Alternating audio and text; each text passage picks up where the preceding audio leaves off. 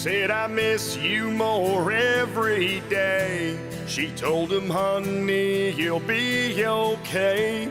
He said, I can't live without you. She told him, honey, you have to. His hand was shaking on the telephone. They were together but so alone. She hated hearing his voice like that. Then he spoke up with all he had. Oh, why don't you come to Ohio? She said, I'd love to, but I don't know. He said, I just don't want to touch you. This life alone's hard to get through. Can't seem to tell if I'm up or down. I'd like to hold what I have found. These pictures that you're sending me, well, I'm just worried that's all they'll be. So he tried again with a lump in his throat. Oh, why don't you come to Ohio? She heard him sigh, so she did say, I never knew love could be this way. I've been wishing that you could be near. I wanna feel you, but you're not here.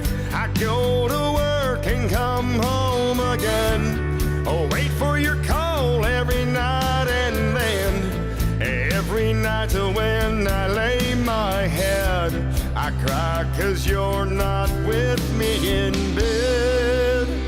His voice was raspy, but here's what he said.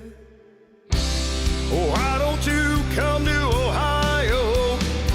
She said, I'd love to, but I don't know. He said, I just don't want to touch you. This life alone's hard to get through. Why don't you come to Ohio? I'd like to hold what I have found. These pictures that you're sending me, well, I'm just worried that's all they'll be. So why don't you come to Ohio? Whoa, whoa.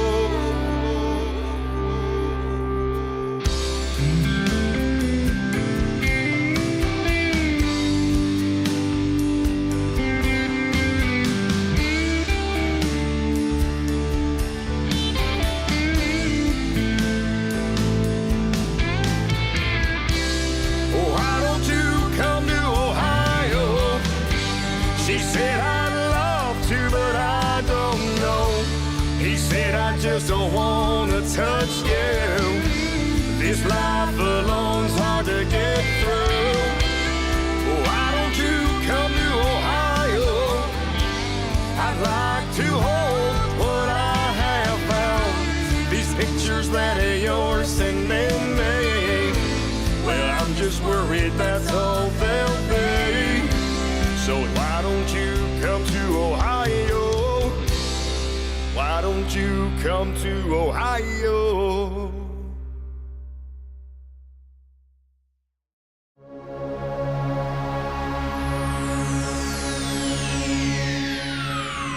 Ladies and gentlemen, may I have your attention, please?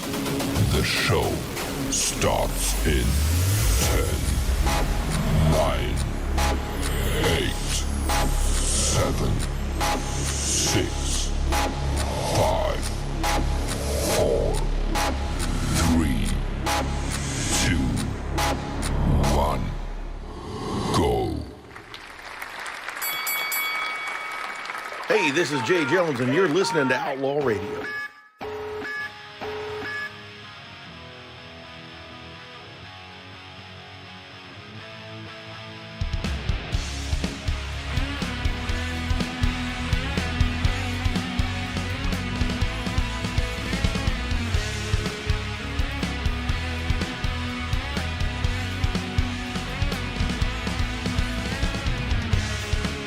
All alone I sit as I wait here by your bed.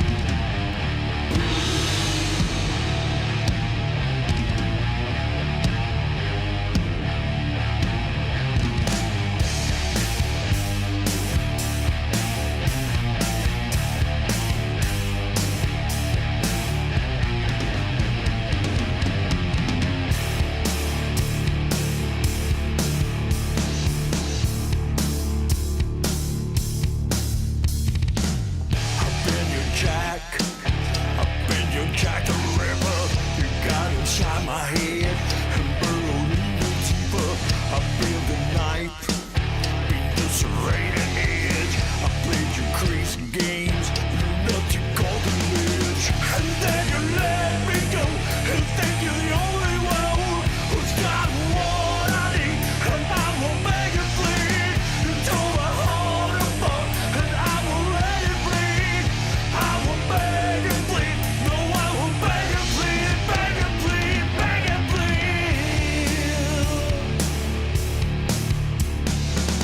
I was your king. I was your king of fools. You played around my soul till nowhere left to go. You ride the child, you don't suit you well. You live your luxuries, while I burn in this hell. And then you let me go and think you're the only one who's got what I need. And I will beg and plead until my heart apart. And I will let it bleed. I will beg and plead.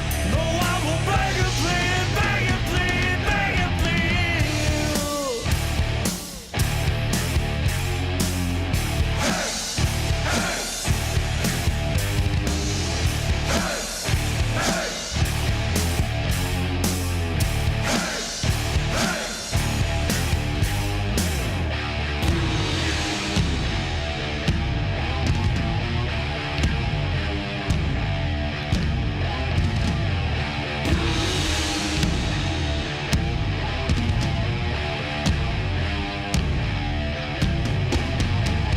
And then you let me go and think you're the only one who's got what I need. And I will beg and plead until my heart apart.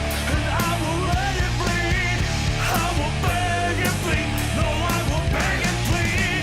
And then you let me go and think you're the only one who's got what I need. And I will beg and plead until my heart apart. And I will let it bleed. I will beg and plead. No, I will beg and plead, beg and plead, beg and plead.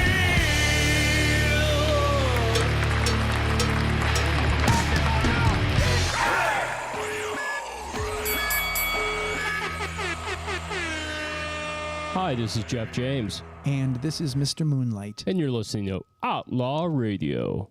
What's up, Cleveland? Hello, everybody. Outlaw Radio in the house. Feels good to be back today. Yes, it does. We've been very busy boys, though, haven't we? Well, we sure have. We've been working on everything, trying to get everything all set up and ready to go. Today is the 4th annual Real Men's Health Summit.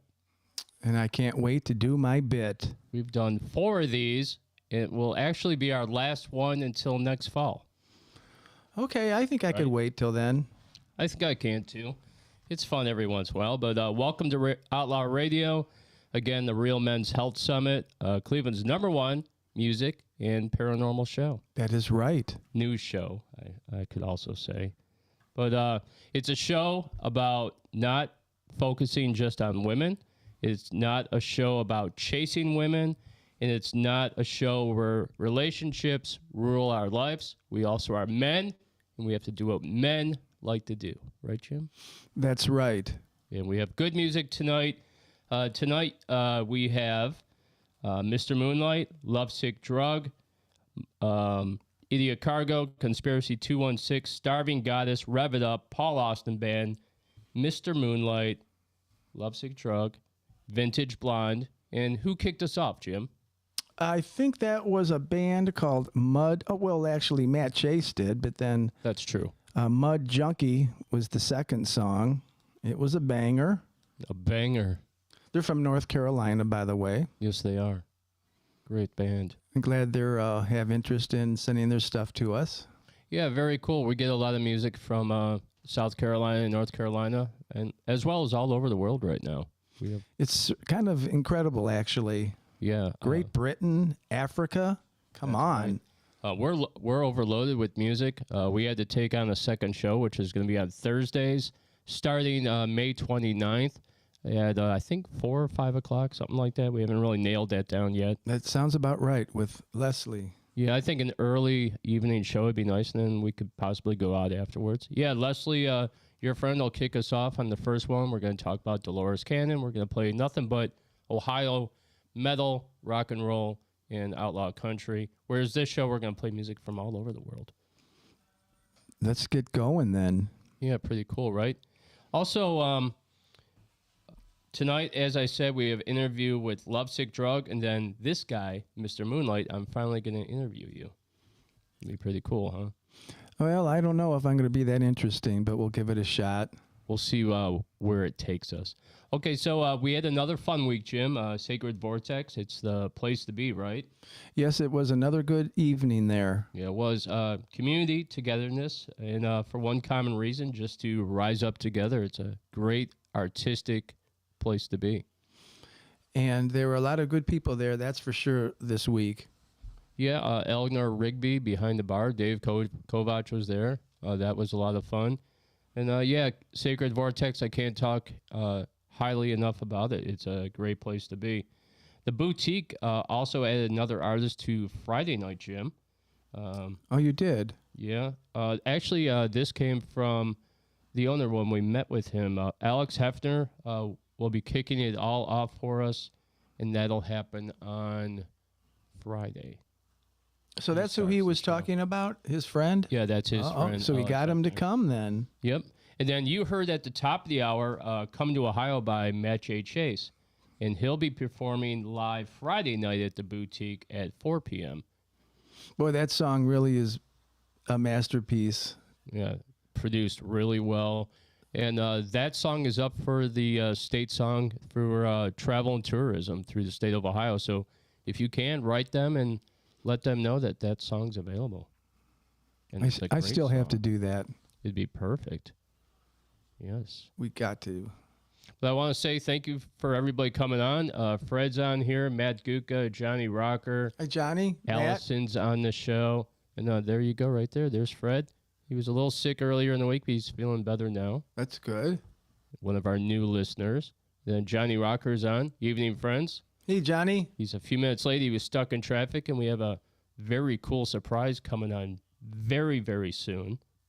Okay, so show's all about men. I have a couple things I want to read, and then we're going to get into some music again, all right? Sounds good. The show intro, what'd you think of that? It was pretty good. It was longer than normal. Yeah, a little bit. Took about 10, 12 minutes. I just had to sit here and do nothing, so I'm not complaining. Yeah. It's easier when you do nothing. That's true. But, yeah, I wanted to try some different things out. We have some new sound effects that we added, Jim. Uh-oh. Like the whip crack. Ah. Right? And then your favorite, the doorbell. Hello. Is anybody home? Sometimes not. All right, so we're all about men today, and I'm going to kick it off with a couple things, and then we're going to bring on somebody very special. All right, so why have men stopped approaching women? That's a good question. Right? It is a good one. In a world where online conversations about unwanted advances are prevalent, some men are hesitant to approach women for fear of being perceived as creepy or unwanted. All you have to do, Jim, is go on TikTok and see all the videos of women rejecting men. What age group is mostly affected? I'm kind of thinking that there's no particular age group that where this is not happening. No, I think it's all ages because I know, for instance, you've been rejected. Since I've known you, you've told me about a couple. Yes. Right? I've been rejected a bunch of times. That's why I don't approach anymore. No, I don't. Well, I haven't been doing that for a while. I might look at you and be like, hey, do you think she's flirting with me? Because I have no freaking idea who's flirting with me anymore. It's so messed up. They're holding the key. I swear that's the way it was, and that's the way it is, and it's the way it's going to be. I'm going to need some kind of a smile from somebody. I'm just not going to go up and give it a blind shot. No, we're not. All right, so the potential for negative experiences such as being rejected or embarrassed can discourage some men from approaching women in person. Jim, my thing is if I've ever asked a girl out and she rejected me, and then later I met her and she was into me, or I perceived that she was into me, I would never ask her out again. I think that's a good choice. Yeah, she would have to be like, Jeff, I like you, for me to even be like, oh, okay. But they're so afraid of being nice because, I'm going to be nice to this guy, and then he's going to come on too strong, and he's not going to leave me alone. So there are reasons on both sides. But what's coming on too strong? Sending a message a couple times a week? It's so varied with women. You don't know. I guess it You know what I starts. mean? It starts with the phone number, maybe, and okay, here's the phone number. I knew that was going to happen, and then what are you doing tomorrow? Right. Both sides are afraid to get things going nowadays, it seems like. Is it actually worse than it was 20, 30, 40 years ago, or do we just perceive it as being worse right now? I'm I not think it sure. is worse. What's up, Jamie Watts joining the show? What's up, bud? Pretty cool dude. Yes. Yeah, I agree with you, Jim. I don't know. I think it was easier back then, prior to the internet, because now all the information is done ahead of time through text. I mean, you ever hear guys and girls talking about? They're like, "We've been texting for a while." You know what I mean? They've been talking online for a while. They haven't actually been dating. I guess that's a good easy way to break the ice and get something going if there's any potential. Yeah, and then the other thing is that just getting to the point of going on the date seems to be a big deal now. Like almost like dates have to be planned like they're events. It's so complicated anymore. It's very complicated. That's the one thing I have figured out. Also, prior to the internet, the way to meet people and to ask somebody out was to approach them. You would see somebody, they'd look attractive, and then you'd want to go over and talk to them. And that's how they did it in the old times. Well, how do they do it now? They just hit you up, riz you up on Facebook. Hey, ladies, do a lot of guys come up to you in public still? Because everywhere I go, I've never seen a dude even approach a girl, ever. It's baffling. I think men have checked out from that. All right, so some men prioritize other aspects of their lives, such as career or hobbies over dating, leading to less time and energy for pursuing romantic relationships. What do you think about that, Jim? Well, it looks like a lot of work needs to be done to I agree. rectify the situation. I don't know how we're going to fix this situation. An EMP to knock out all internet service? I'd rather have the show than go on dates at this point. Right? You know, just that's why they. You know get that- sued for that one. I'll get it out eventually. I know, I got you. Wait, hold on. I got something for that for you. But that's what lunch is for. It's an hour. You meet somebody, it's an hour. You know, you get there at 12, you're leaving at 1, and you're safe. So that's still probably one of the best bets. You want to get together for coffee? You know, really, it worked 50 years ago. Probably going to work today. Yeah, I agree with that. I mean, all right, so here's one for you. Not long ago, I asked somebody if they wanted to do something, not as a date, but just as friends. And the reply I got was, yeah, maybe. That's a date, though. No, it's not a date. What's yeah, maybe mean? Yeah, maybe. Yeah, well, I don't know. Hey, how about the one where you were like, all right, I'm not giving away who it was. And she doesn't watch the show anyway. So how about the one where you're like, hey, you're a musician and I'm a musician. We should go out sometime and maybe check out some open mic nights together, right? Maybe hang out. No, thanks. Huh. Remember that? Yeah. I was like, what the hell? Can't even make friends anymore. It's the scary part is you can't make friends. I don't know. Maybe we just should stay away from women completely. I don't know. Well, you I'm guys smell so good and you're so soft. and You're pretty. killing us. You're killing us. It's Boulder Dash. Baloney. I need that list of words that we were going to refer to today. I don't have that in front of me right now, but that's a good start. Yeah, well, I've been practicing them, and I think you're lollygagging. It's a conundrum, Again. no doubt. This whole situation. It's cattywampus. Cattywampus. I don't know how the word's pronounced. All right, so we're going to jump into the music, and when we come back, we have somebody very special joining us that's going to tell us about their new song, and we're going to play it for you here on Outlaw Radio. Hi, this is Jeff James. And this is Mr. Moonlight. And you're listening to Outlaw Radio.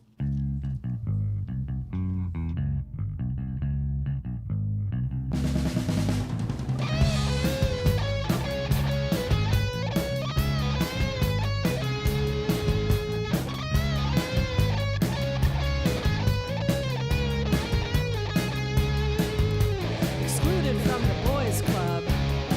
That's okay. I don't like the rules.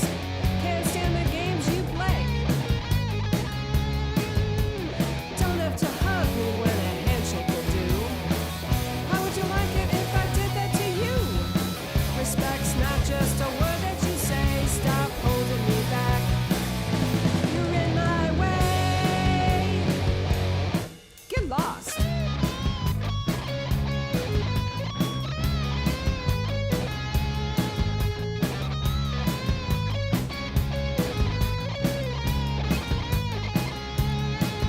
Now you're so condescending whenever you talk.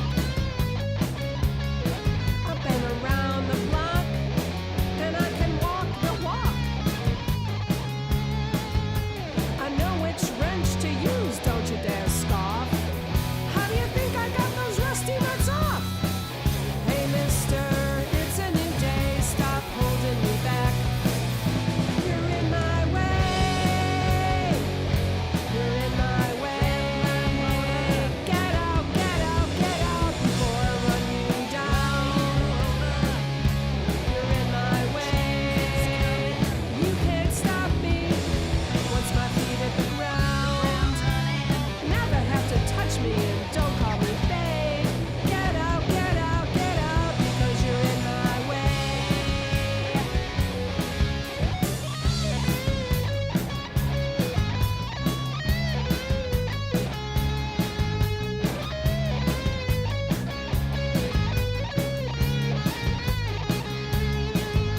I'm not your little lady, won't be a trophy wife. You may be running the show, but you're not running my life. Just like your eyes, I wanna get this off my chest. Got my opinion, Daddy doesn't know best. If you'd listen, you'd hear what I say. Stop holding me back, man. You're in my way. Anything you can do, I can do better. I can drive a tank and knit you a sweater.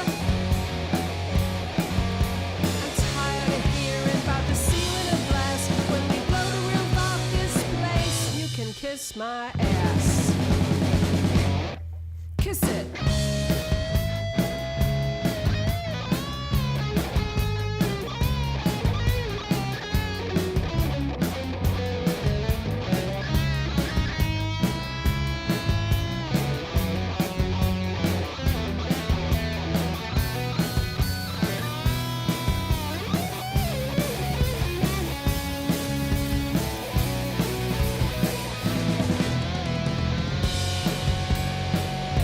You're in my way. Get out, get out, get out before I run you down. You're in my way. You can't stop me once my feet hit the ground. Never have to touch me and don't call me babe. Get out, get out, get out. Get out, get out, get out. Get out, get out, get out. 'Cause you're in my way. You're in my way. Tactical nuke incoming!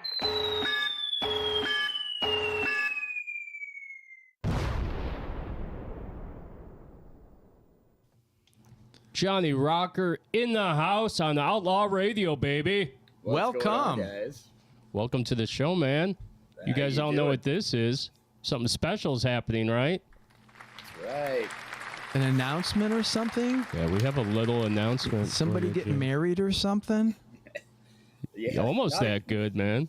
Absolutely, man. So we got a brand new conspiracy single, guys.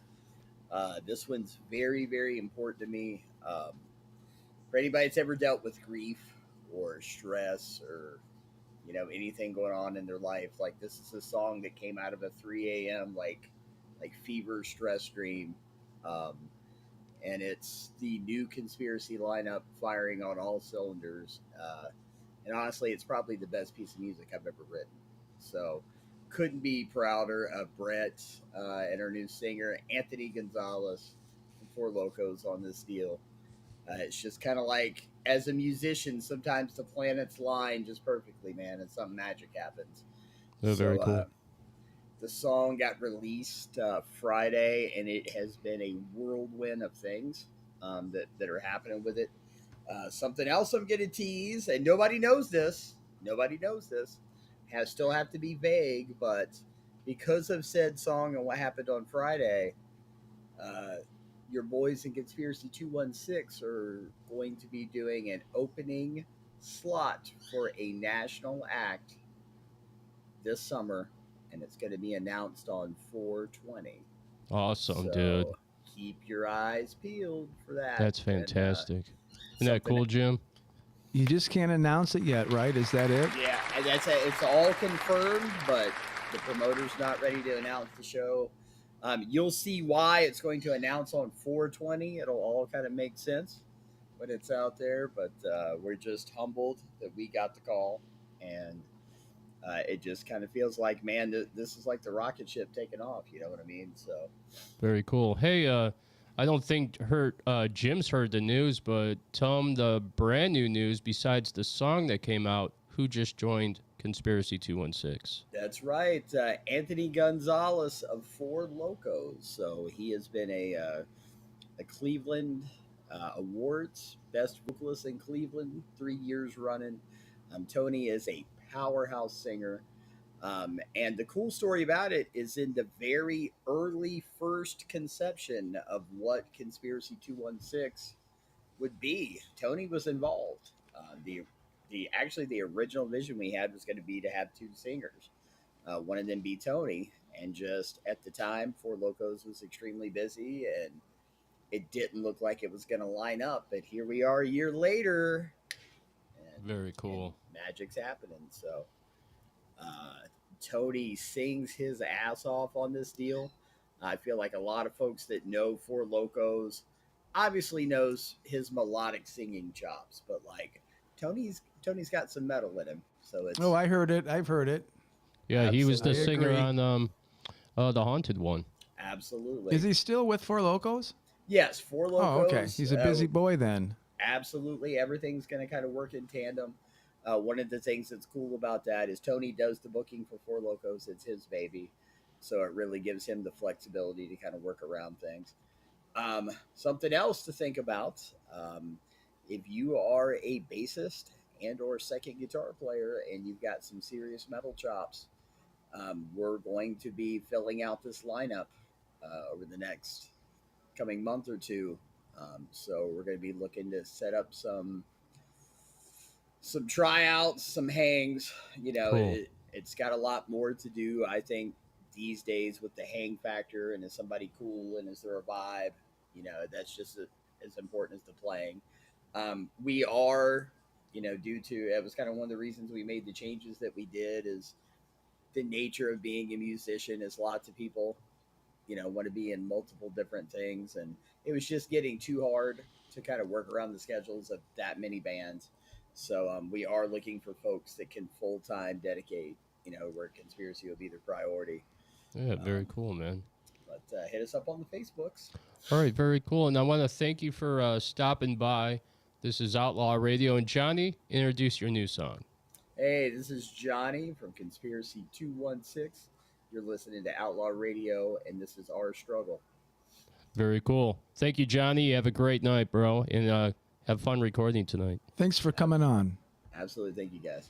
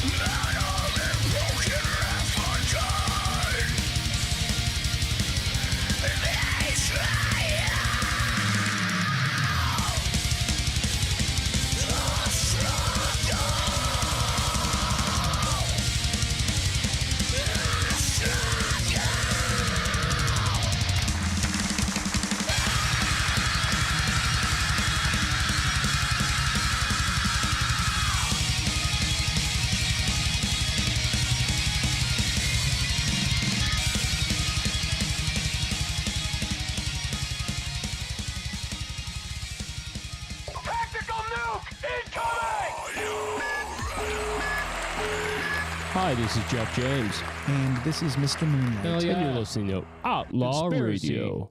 216. Johnny Rocker was with us in the house. His brand new song, Our Struggle. What do you think of that, Jim? Can it get any more metal than that? I think that's the pinnacle or the summit or something. That was excellent. I talked to him earlier in the week, and he was telling me how he added just a little bit more low end to it. I love the the oohs and ahs in the choir. I'm flabbergasted, actually. Flabbergasted. There's another word for you, kids. Fiddlesticks. That was amazing. Yes. Good stuff. What are fiddlesticks? I don't know, but fiddle faddle. I don't know either. I don't know either, Jim. That was pretty freaking cool. So I love having those surprises. Johnny Rocker coming on the show. Spontaneous. You didn't even know. I did not know that. I pulled the wool over your eyes. That's okay. I don't need to always see to see. Right. That's true. We have a lot of people watching the show. This is great. Very profound of me. Profound, another excellent word. Yes. I'm just so used to all your shenanigans. I don't know. They're more like Loonigans or something. I just made that up because I don't have that list in front of me. Yeah, I told you we should have put that list up. Maybe the next song will bring it up. Yeah. Cattywampus. There's some crazy words that we got to start using, like lollygagging. Lollygagging's a good one. I've been using it at work. I keep telling everybody, you guys are just lollygagging. Get serious. I mean, you're lollygagging. Stop it. Johnny said that last song goes to 11.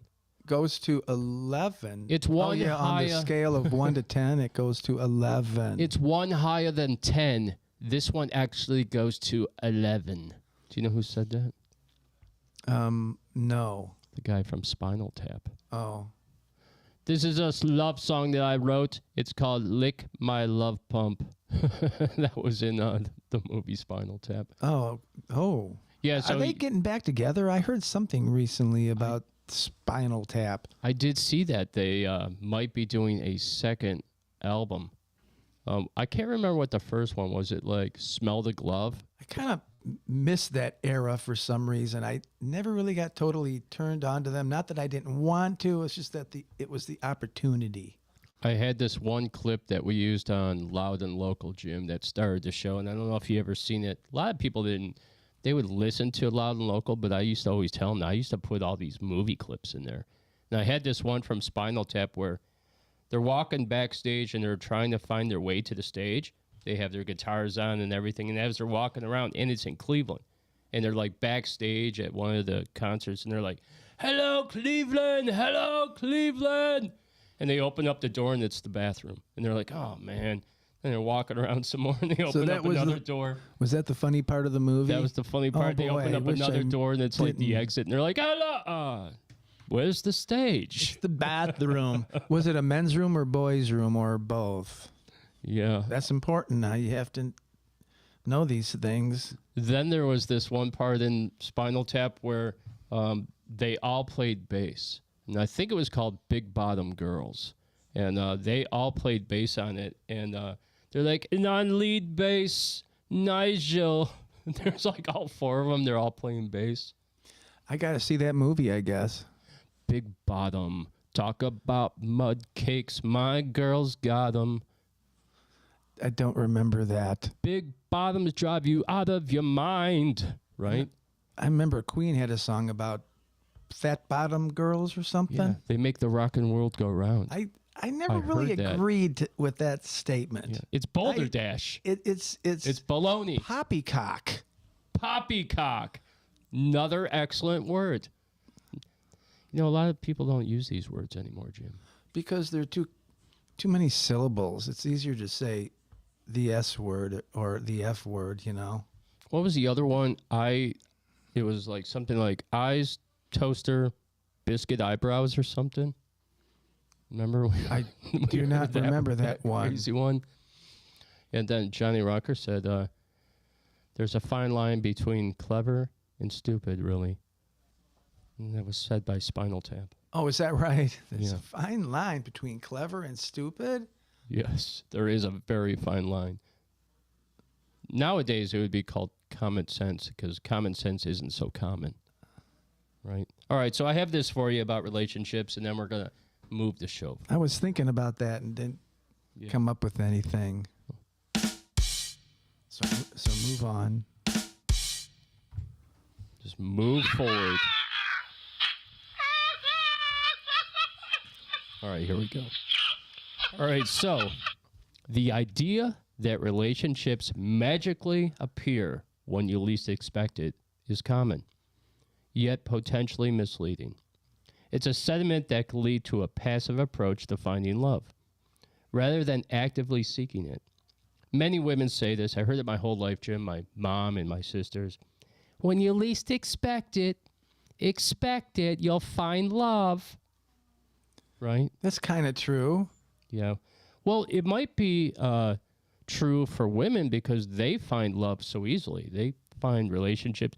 They'll break up with a dude and already have a guy on the back burner ready to go for the next relationship. And they don't even think about it. They don't even hiccup. They move on. They move on, and they move on quick. They always say when women have made up their mind, they're out, and they're out months before they actually leave. Oh, with my experience, when she's turned, forget it. Yeah.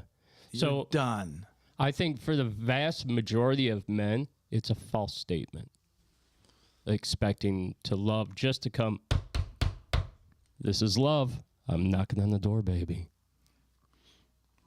I'll be waiting for that. I've heard a lot of knocks on the door, but they all been junk mail. Ha ha!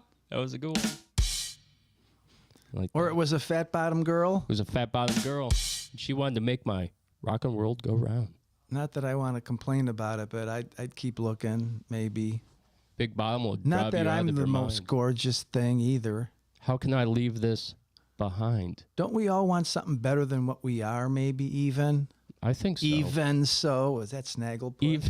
Even so. All right, well, people are marrying later in life, even. Even. And many are choosing not to marry at all, even. I saw a clip of that cartoon. That was in the 60s. I forget what the name of that was, but wasn't Snagglepuss the... Yeah, Snagglepuss. Yeah, it's puss. I like that. Snagglepuss. What's that mean? It's a conundrum, I think. A conundrum, that's another great word. While marriage rates have been declining for decades, the current trends reflect a broader shift in societal values and priorities. Many young men are facing economic hardships with declining real earnings and limited opportunities, which can make them feel less attractive as potential partners because money matters a lot, Jim. Like, for instance, I've heard this said a lot on TikTok. If you don't make six figures, not interested in dating you. If you don't have a lavish lifestyle, not interested in dating you. If you don't drive a certain type of car, not interested in dating you. And you need a perfect body with the perfect, you know what? Abs. Yeah, abs. That's what I was referring to. Yeah. It is the Real Men's Health Summit. You can say the word. My calf muscles Poppy. are pretty good, too, though. I hear, all right, so this is the thing I hear. It's outlandish, I think. It's Balthazar. See, we're trying to impress everybody tonight. Yes, we with are. our vocabulary knowledge. Our vocabulary knowledge of the 30s, 40s, and 50s is lacking a little bit. But this is the rumor I heard. Somebody said that Jim had nice legs. Somebody did say that, and I never knew that. You know, I'll say this, too, about compliments from women. I get very, very few. I don't think anybody's ever told me I had nice legs before. You had one girl recently tell you Yeah, you had but- nice legs. And this was 40 years ago. And I she still did. likes your legs. I don't think so. Well, they're kind of... Are you watching the show? They're not defined. Does he have nice legs? I used to have big calf muscles. Well, you're old now. Shrunk. When you got older. Shit fades. Oh, man, I'm sorry. I swore.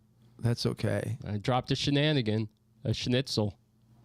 A shenizzy. We'll move on. All right, we're going to move on. So, yeah, unless you make six figures, nobody's interested in dating. Yeah, we're just two average guys picking up the dog poop, hoping it's hard. That's a Joe Walsh Yes. lyric for you. All right, so the term loneliness epidemic has gained attention concerning men, with research suggesting a decline in social connections and the rise of loneliness among men, potentially impacting their mental and physical health. What do you think about that, Jim? I'm perplexed, actually. Perplexed. That's such a great word. Very good. What was the question again? Okay, forget it. We'll move on. Moving forward, I was thinking of something when you were talking there. What do you think about the loneliness epidemic? Here, I'll say this, though. I don't think it's just men that have a loneliness epidemic. I've been watching a lot of videos about women. Women have checked out of dating, too, because they're like, man, these guys are, and here's this, I don't think this is a bad word, but pussified. Like, there's a lot of dudes out there that have been kind of pampered, you know, and haven't really had to work a tough job or work 2 jobs or work 3 jobs, you know, to make it through life. So I hear a lot of women saying that guys aren't guys anymore. And that's true, ladies. I'll say this. I don't really want a girlfriend. I don't want to pay 2 times on everything. I don't want to have to call you every day. I mean, it would be nice to have a girlfriend, like a side chick girlfriend, you know, that you didn't have to see every day. They have relationships like that, some people, I'm sure, where they get together once a week or twice a week, and it's working out. I think that's the way I'd like it to start if I meet somebody ever again. It sounds wonderful. A situationship, I hear, is very popular among the kids these days. And don't jump in the sack right away, too, I think, because after that happens, what's there to do, really? Jim said to me the one day, he's like, what's there to talk about after you have sex? It's time to go. Yeah. What did Elaine say? She said, "It's boy after they're done, it's like they're leaving the scene of a crime." Oh boy! And boy, is that true. Do you, afterwards, are you just like, just staring at each other and like, is she gonna go, or do I have to suggest her leaving, or I don't know. I don't have that issue because I don't date. Well, you're one of the lucky ones. Well, you don't date either anymore. I'm lucky as hell right now. But Jim, we're going to play another song. And then when we come back, we have the band LSD, Love, Sick Drug. Okay. All right. So here we go. I forgot to mention, before we played Our Struggle by Conspiracy 216, we played the brand new song In My Way by Vintage Blonde. I forgot to mention that, so I apologize, Outlaw Radio Nation and Vintage Blonde, but we played your brand new song, and we'll probably be playing it very soon. So this is Paul Austin. This is Land of Plenty.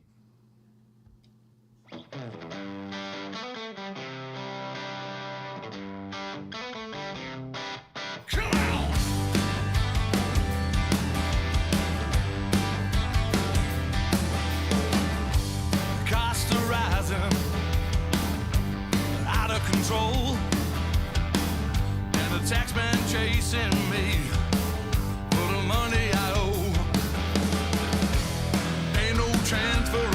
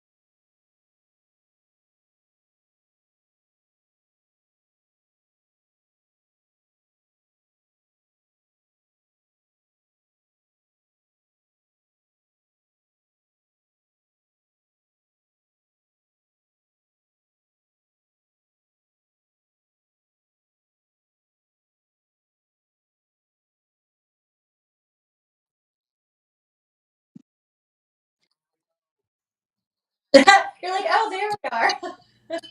There Nice. we go. All right, guys, let me start over because I'm not sure the whole listening audience heard that, so I'm going to go back and do it again.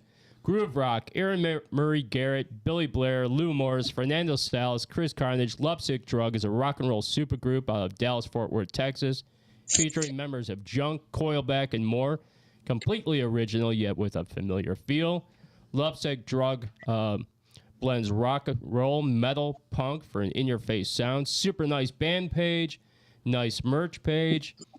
And then in an interview in September of last year, Aaron said, Lovesick Drug started in 2020, and I joined in 2021. We are a mix of metal, punk, pop, and southern rock music, and it just works. That was on XS Rocks with Billy Coffrin. Great read on the band and sexy-ass pick in the article as well. Oh, thank you. It comes Also, natural. So LSD's full-length album, Love Bites, was released in 2024. The album featured 11 hard-hitting, fully produced rock and roll tracks. The album opens with Your Addiction. That has an in-your-face punk rock opening with Aaron's aggressive vocals going over the top. Radio begins with a Van Halen-esque guitar riff that opens up into a full Van Halen blown rock and roll party. The crowd favorite song, The Trail, which is very cool. We played it on Outlaw Radio. And it also, after we played that, I just want to point out, made our Outlaw country charts. Nice. Hey, that's great. Thank you. So that's that southern rock sound.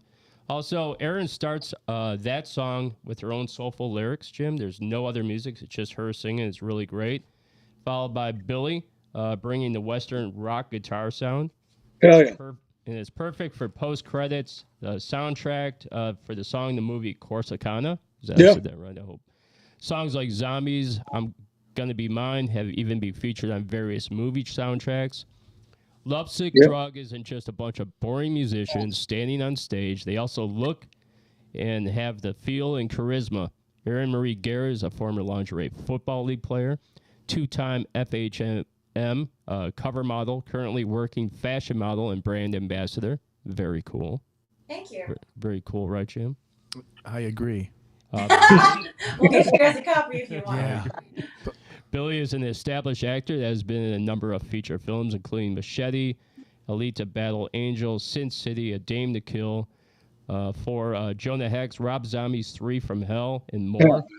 Lou Morris is also an actor, special effects artist, director, production designer, and on-air personality that has been on online and FM radio shows. Fernando and Salas and Chris Carnage are working musicians that played together for over 10 years. They bring the solid rhythm section that's always locked in. Lovesick Drug delivers a sexy rock dynamic on screen in their music videos, as well as entertaining the fans with the stage show. LSD is a force that brings old school, raw, aggressive rock and roll into the modern age of true outlaws. Welcome to Outlaw Radio. Love, Sick, Drug. Thanks for having us. I love that intro. Yeah. Hell yeah, man. You like that one? Very I cool. love it. All right, so you guys ready? Yeah. So the song The Trail, I want to hear a little bit about that, how it came about, whose idea it was to do the vocals in the beginning without any music. The song just works. It's southern rock, but to us, it's outlaw country. It's very cool. And tell us about it. Well, after we wrapped Corsicana, and that I star in that along with Isaiah Washington, and that was his first directorial debut as a director. And after the wrap party, it was outside where the it was like somebody's barn where we were doing the horse training and all that, and we had a campfire, and then he just found out I was in a band, and he goes, "Hey, why don't you write a song for the movie?" I go, "I got an idea already." So of course, I thought of Bon Jovi, kind of, and I go, I can incorporate that into, hard rock or something.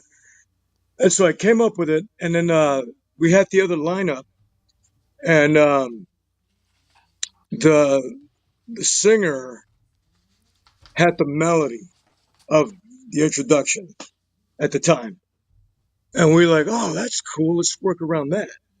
And so I wrote around that, and then and now you got what is now the trail. Yeah, it's very cool. I like the guitar part in the beginning, and Jim, it's very Bon Jovi-esque. You're right. Yeah, Richie Sambora, you hear the tone as yeah. well as the guitar part. It's very cool. You'll like it. I can't Thank you. wait. Yeah, so I brought in a lot of that with Fleetwood Mac. Believe it or not, I just thought of those two bands, and I put it together. Now, Aaron, are you a Fleetwood Mac fan? Oh You yeah, like? I actually, well, whenever she was here, actually, in concert with Billy Joel, I believe it was last year, Stevie Nicks, and American Airlines Stadium sold out through the nosebleeds. It's crazy. I mean, they're well into their 70s, and they're still bringing in a huge crowd. Still sounds absolutely phenomenal. So yeah, I mean, I have a wide range of like music that I like. The last interview we did, they asked who one of my favorites was, and of course I said Elvis. My dad was obsessed with him, and also Buddy Holly, and played guitar and sang when I was a kid. So I kind of just started really early, but I do love Bon Jovi and Motley Crue and all of those sort of things as well. And you know, being with Billy and Lou and Fernando, it's we kind of have that blend, except for I'm not a dude with long hair and lots of tattoos. So there's Yeah, I was expecting a whole bunch of tattoos all over you. Yeah. It's nice not seeing them all. Yeah, Right? You're right. Hey, I was out. I'll say this. I guess it could be hidden, though. I was out the other day, and I was at a store, like a Speedway. I don't know if you guys know Speedway, but it's like a regular gas station. And I counted all these girls coming in. There must have been like 7 or 8. They're all tattooed. And I remember a time when there was chicks that didn't have tattoos. And Aaron, I love it. I don't see any tattoos all over your arms. No, You I might have other ones. I don't see them. here, and I have a tiny little one here. But because I also work as a model, I can't. It's part of the job. I mean, I can't. A lot of companies that do swimwear and lingerie, I still do gowns and fashion, and that's not a look that they want for their brand. So for me, it would make me lose work. I don't have an issue with it. I mean, I have 2 small ones. I've never got any issues for it. But it is funny because when people talk to me, they are like, "Oh, hey, Barbie, blah blah blah, you're in a band," and I'm like, "Yeah," and they're like, "Well, where are all your tattoos?" And I'm like, "Well, it's not like I have a tattoo shop and I went to prison. I'm a singer." Well, you can buy these shirts now that are like long sleeves that make you look like you have full sleeve tattoos. Yeah, I mean, does that really tell people whether or not you can sing? Like, it's ink. Come on. Yeah. I guess it just goes with that rock and roll lifestyle. Yeah. I know. There you go. I got all tatted up, but I didn't get tatted up for rock and roll. So. Yeah, well, I mean, that's what outfits and makeup and all that's for. I mean, if you've seen any of our pictures or any of our stuff, I mean, we put on. I mean, Billy's the only one that's really naked on stage. Everybody else isn't. Oh, that's cool. Where can we see you guys play live? Soon, man. We're trying to get some shows going. Yeah. All right, cool. All right, so my other question is, when you guys did The Outlaw, did you realize at the time when you wrote that song that I know that you have a bunch of stuff that you say you do rock, you do punk, you're borderline with metal and stuff like that. But when you did The Trail, it sounds so country. Did you have any idea after you finished that song, you're like, man, this could be played on country rock stations? I kind of figured that it would. I mean, that's kind of where I went with it. Just for, again, the movie Corsicana, I don't know if you've seen it, but it's Western, and who does it reflect to? Brass Reeves. So I wrote it very country-ish, southern rock kind of, style. And, I didn't think that it was going to be like country stations or anything like that. I saw it like very mainstream, maybe just a regular rock station. But it's cool to know that it's, like on the country charts, or kind of what you were talking about. Yeah, because when I played it on the show, I turned and looked at Jim and I go, this is probably going to get a ton of... We do charting, and I'm sure you saw it. We put the thing out, and we do a little bit of charting based on reviews and what people say, and there's just numbers Yeah. that go into it. And I looked at Jim, and I go, they're gonna probably chart right away with this song in the Outlaw country. Hey. And Yes. Nice. yeah, you guys were. Hope you do. It Awesome. wasn't a surprise to me. I knew it. As soon as I heard it, I was like, oh, this is so country. But unfortunately, today we're not going to play that song. We're talking it up big time, but we're going to play Your Addiction. Yeah. And, The opener. tell us a little bit about that song before we play it. Well, I wrote that years ago, and it's just an opener, man. Lou helped rewrite the lyrics. It's just pretty much what it is. It's just a straight up rocking song. Straight up rocker to introduce the band. Do you open Yeah. with that song when you play live? Yeah. Well, I mean, we did, and now we open with which one is it, Aaron? Unfollowed. Unfollowed. Yeah, it was Billy's idea to fly me down from the ceiling for our CD release party, so kind of went along with it. Oh, We have nice. the whole curtain open in the backdrop with the lightning and the voiceover intro. It's really theatrical, and it just really worked for that. But yeah, for some of the smaller shows we have opened with Your Addiction, it just kind of helps take everybody in, and it like builds with the rest of the set. So Yeah, where can we see you guys play live? I mean, I guess anywhere that wants us. we have some shows lined Do you have up. any shows coming up? All right, so let me ask you this. What's brand new for the band? What do you guys have in the works? Aaron, you want to talk about it? Yeah, so we're working on some new music right now. Our album's obviously out and done. It's on Spotify, iTunes, and all the other streaming platforms. We were supposed to open, and I'll go ahead and say we were supposed to open for Gene Simmons at House of Blues in May. But unfortunately, we discovered, was it last week, I think, Billy, that he canceled all of his April and May shows. We're not real sure if it was like health issues or what was going on. Was a big blow to us because we were super excited to do it. We've opened for another legend, Tesla, at House of Blues before, so we played there a couple times. We're in talks with him now about doing some other shows there. So we're still on the ticket, just not sure what date it's going to be for some other shows. I believe, if I'm not mistaken, Billy, we're going to be headlining. And then we've got some local venues here that love us. Trees in Dallas obviously loves us. Paul Theater loves us. There's a couple of places that really want us to play, but it's kind of like we're trying to get our schedule straight right now. We don't want to just like flood people with a bunch of shows. We're really intent on, and Billy will back me on this. We're really intent on making it a show and making it theatrical, something that people feel like, hey, I want to buy a ticket. It's fun to go to. Just a bunch of, no offense, but dudes drinking beer, playing guitars on a stage. Like we want it to be a fun, full experience, and and we want to have fun too. Yes, exactly. Yeah, very cool. Yeah. Then I thought I read somewhere that you have new material that is coming out shortly. You've been Yeah, we do. We're working on music right now, That's what I thought. and then we're gonna record a cover. Every band has to do a cover, so it's just like why not? Let's do a new song and a cover and record it and release it, and then then it's just getting some shows going on. I'm working with some people that are on the heavy hitter side of rock and roll that are helping us out, and it's just time to get to that next level. Yeah, very cool. Yeah, exactly right. Well, I Yeah. want to thank you guys so much for joining the show. Aaron, you're beautiful. You're also beautiful there as well, Billy. I don't want Thank to leave you. anybody out. The Real Men's Health Summit here today. But Appreciate thank you so much for coming on the show. We're going to play all your music. You send me more music, we'll get it on. Jim, is there anything you'd like to say before we Well, I'm looking forward to hearing that song that you guys were talking about. Who came up with the name of your album? We all did. It was like we wanted to do something where it's like we want to make a record that bites you, and then we have and then we got love, and then we're like, what about Love Bite? It was just really easier, and everybody's like, yeah, let's do that. So there's a theme song with that, Love Bites, then. There's a theme definitely There's behind a it. song probably. that.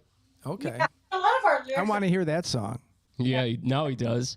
Yeah, a lot of Well, we're lyrics gonna like that. we're gonna have to write it for sure. I mean, there's always there's always ideas flying around in the room.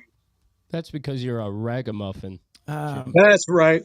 A ragamuffin. Cattywampus Ragamuffin. is what I say. Yeah. No, you're gonna learning- like the new song. It's pretty rocking.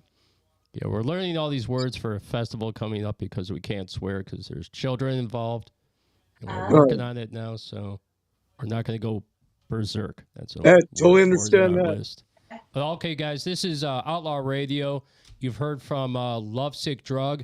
Why don't you guys introduce the song and we'll kick into it? Aaron, go for it. This one is off of our Love Bite album. It's Your Addiction, and play it loud. Boom. All right. Lovesick Drug, everybody. Thank you guys so much for coming on. Carry on. You have a great evening. Thank you, guys. Outlaw Radio loves you. You guys are beautiful. Thank you.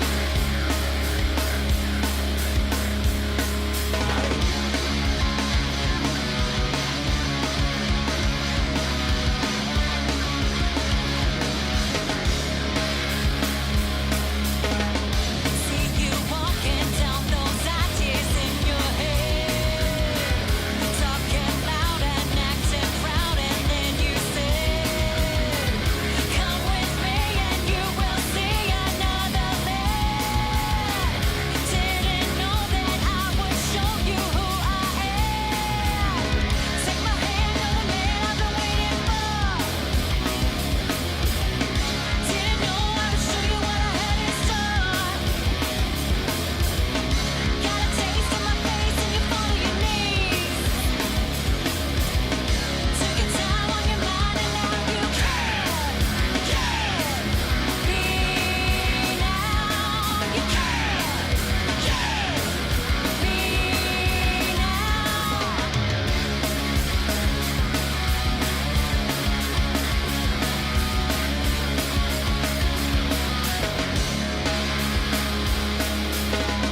Now you're begging me to give you what I have, but all the things you bring, they just don't make me there. Got a little now, you want another man. Well, I'm like magic, can you fall for all my tricks? Take my hand, you're the man I've been waiting for. Didn't know I would show you what I had in store. Got a taste of my face and you fall to your knees.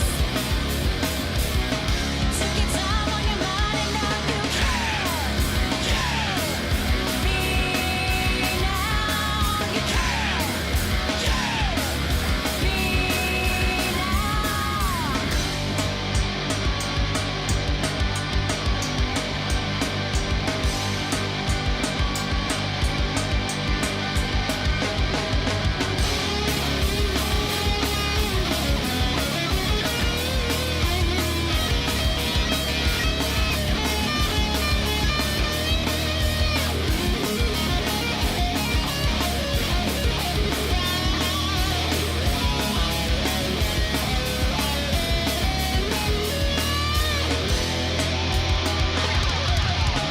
Take my hand, you're the man I've been waiting for.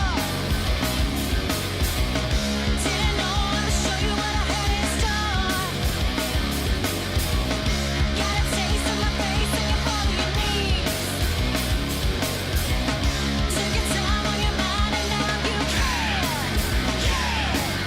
be now.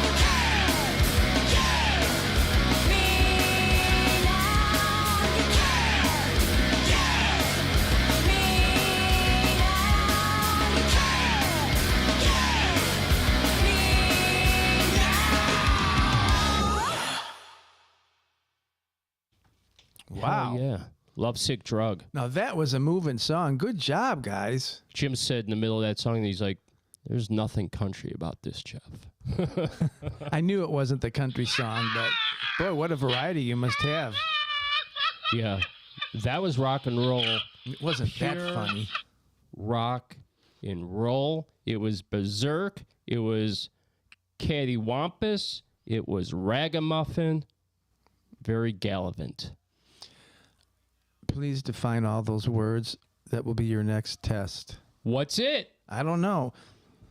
I don't know. I can't. I'm not gonna. Ragamuffin, I think, is kind of like a burnout or a tough guy around the edges. I have no ragamuffin. clue. I'm not sure. What's a periwinkle? I don't know. What a periwinkle. Periwinkle. Is. You toast her eyebrow.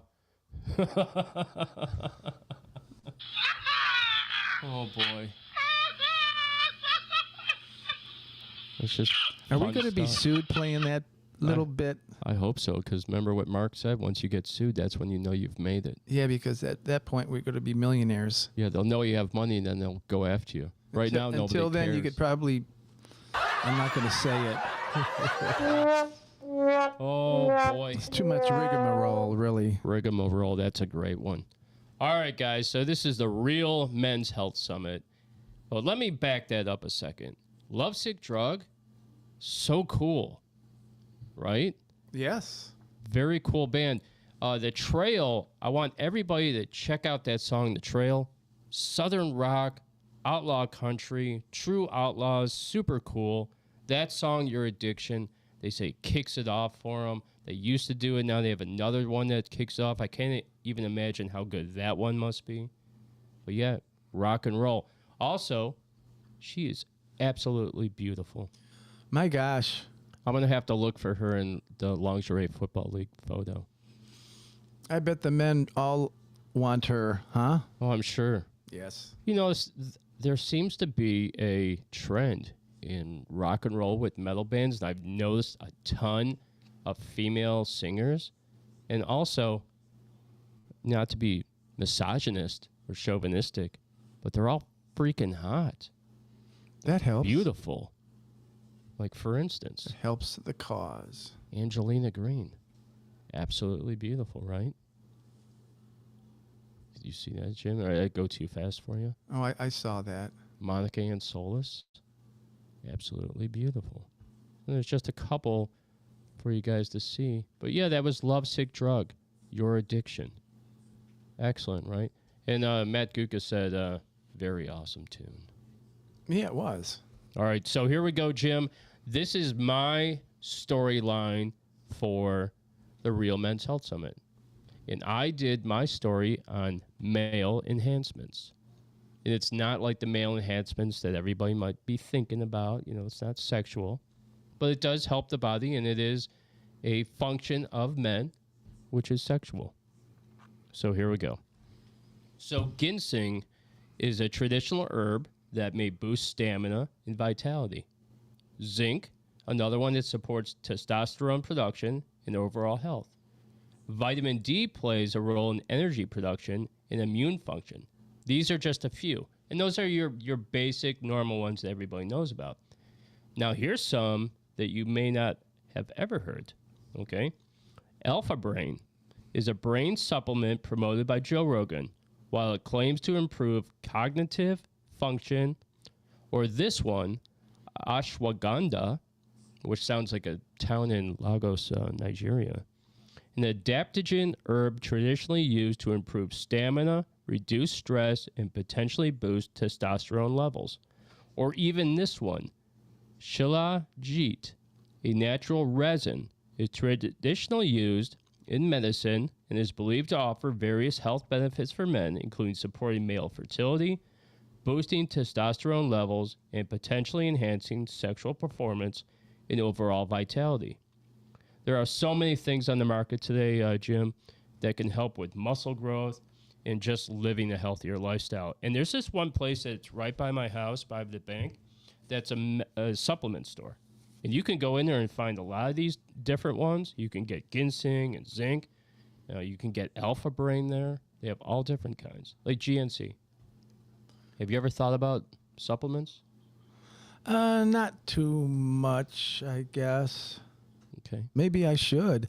You know, I'm Yeah. thinking about isn't kava? Can't that be considered? You know, it's a mood enhancer. It relaxes you. Now that alone, you know, if you're nervous around a girl or something, you take a couple shots of kava. of a kava, and can't that be considered like almost a supplement? Well, keep in mind that in I can't remember what Dave told me now because probably not a good listener, but where the country where kava came from, I'm gonna guess like Peru or that type of area. It's a ceremonial drink, and yeah, it's like their type. For them, it's their alcohol, and they drink this as a ceremonial, natural supplement. And it does relax you. Some of it makes you more talkative. You're exactly right about that. So if I ever have a date again, maybe I'll take a few shots of the kava. Maybe you need to bring her up there and have her have a few shots of kava, and loosen her up a little bit, and mellow out a little bit. Mellow out. And it really does reduce stress. And you have those couches incredible. there. Yeah, it's super nice. And then in the summertime, you sit on the patio and chill.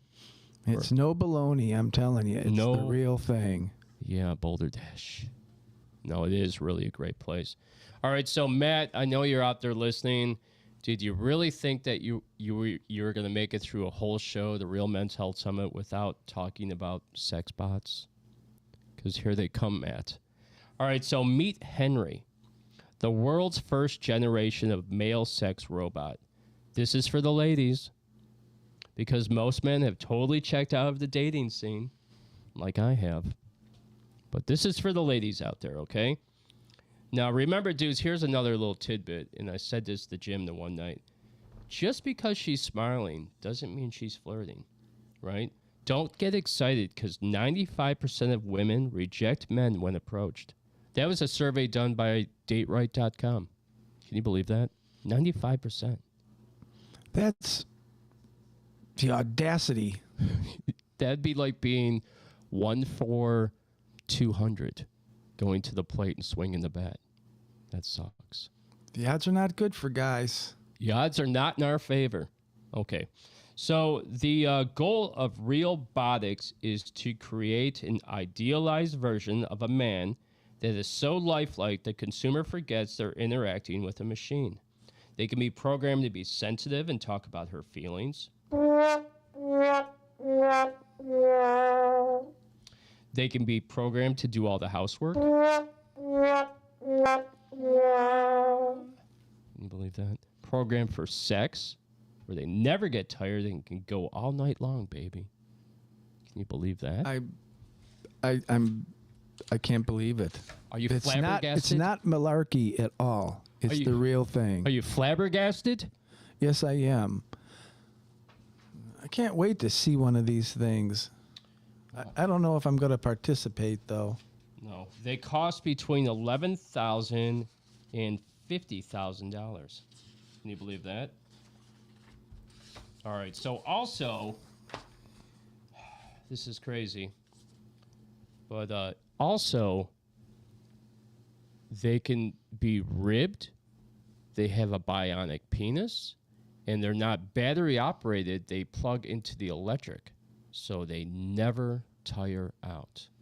And they're ribbed beyond all normal men's ding-dings. What, a USB cable is coming out of their I'm not ear sure. or something? Or the back of their neck or something? Yeah. For extra money, they'll come with a six-pack abs.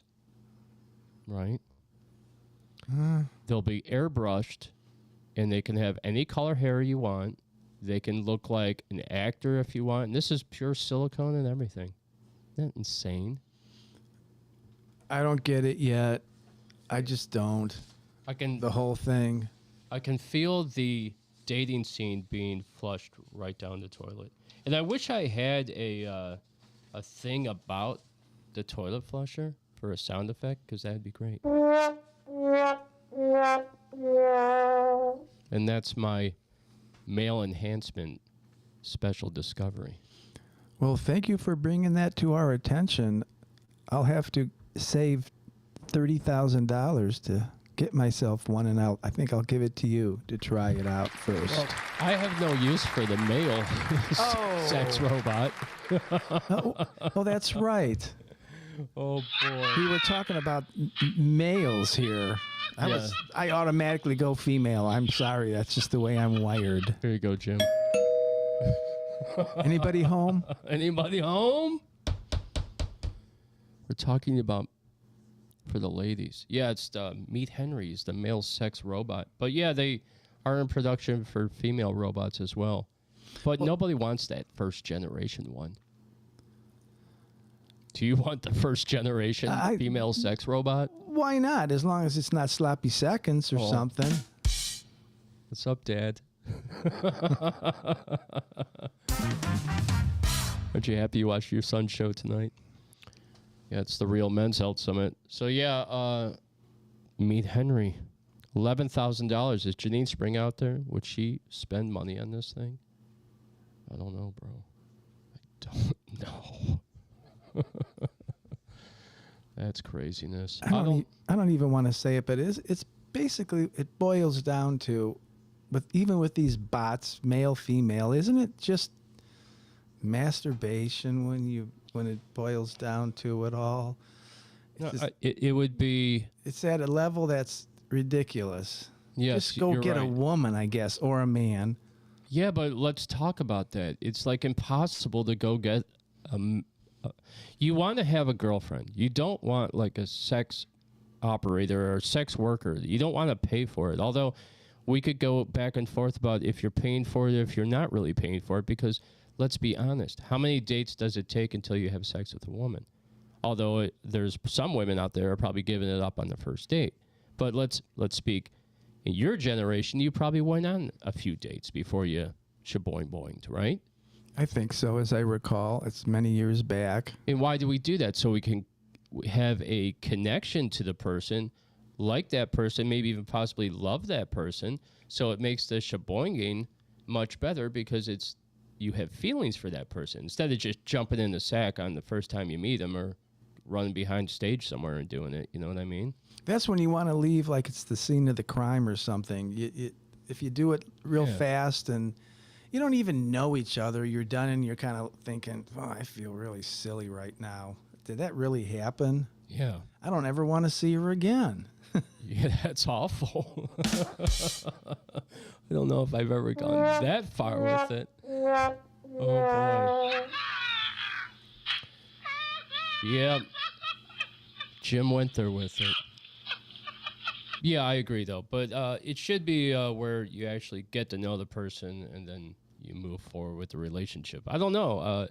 I guess it would be masturbation on a grander scale, you know? Yeah, just... It wouldn't be it would be an act. I don't know, man. That gets into some weirdness, okay? Because can you see it now, like maybe the first generation or second generation are playing around with it, but down the road, like maybe 20, 30 years from now, when they have these cyborg sex robots that you're buying that are living in the house with you and sleeping with you and raising your children and all this craziness, because you know the technology will get that far. It's just going to be insane, right?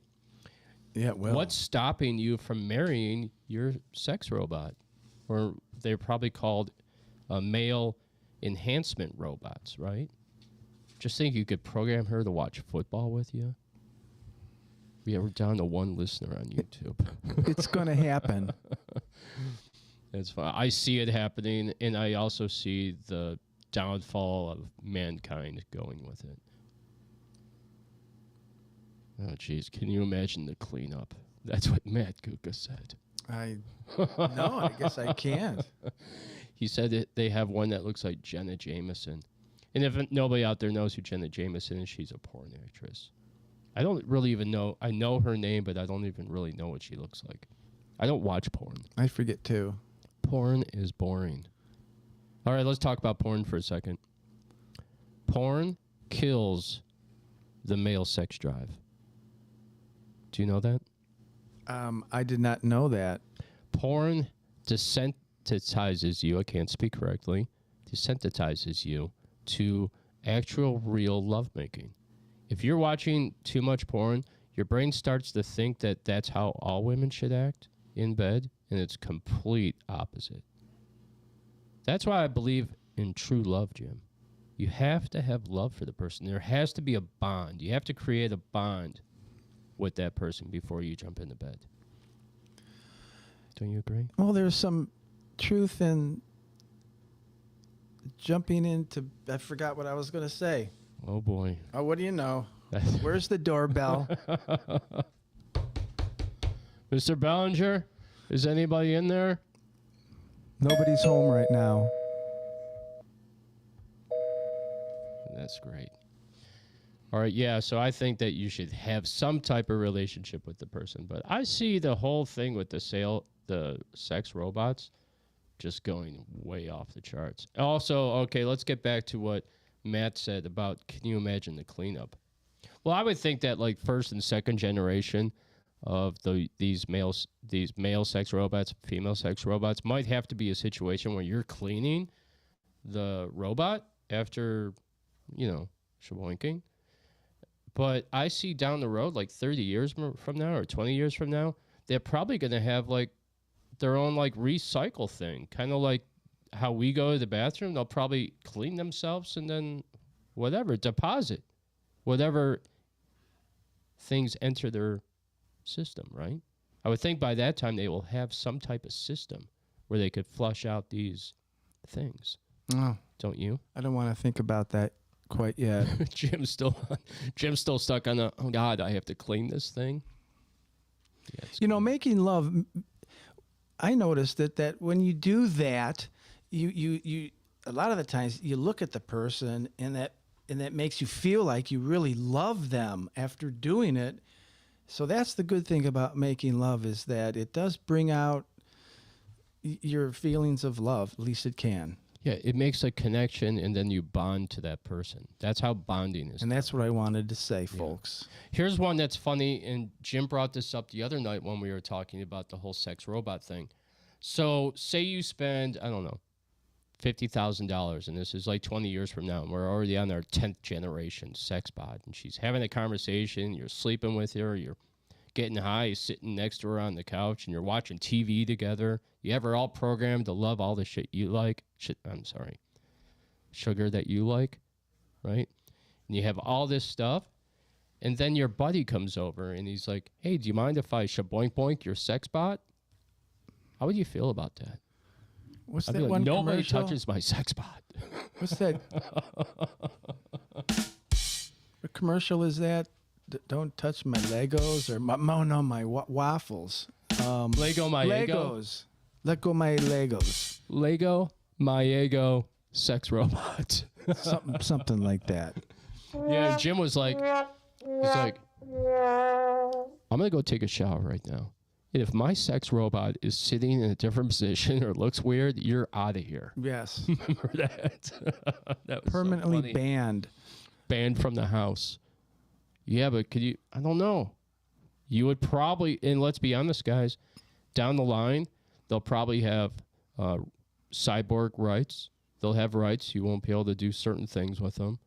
They'll create like a law that you're not allowed to shaboink boink the robot. Because they actually really do have feelings. At least that's what they're going to try to tell you. Yeah, they generate feelings But through I do emotions. love you. I love you, master, but I don't like the way you treat me. I see it being awful and horrible, Jim, and I see it going right down the toilet. I would like to thank CERN for creating the internet. That guy really screwed everything up. He ruined dating for everyone. He made the online berserk. He bamboozled us in thinking that internet would be amazing, and it sucks for dating. He ruined it. Okay. With that said, we're going to play a song. the whole thing is bogus. Bogus. That's a good one. I'm not going to partake. Confuzzled. Confuzzled. It's a bunch of poppycock. I think if you ask me. confuzzled means where you're just like, oh, this liberal has me so confuzzled. I'm triggered of the wokeness. Hey, you know what I hear in the background? Your TV. It's been on the whole show. So has anybody been paying attention to it? I'm going to have to turn it down when we play our next song. I feel okay with screwing up the introduction to the lovesick drug now. So much better that you left the TV on all night. We're professionals at this. Sometimes we even get paid. All right, so this is Rev It Up. This is a song called The Bridge, and we're going to bridge right over. Turn off that TV.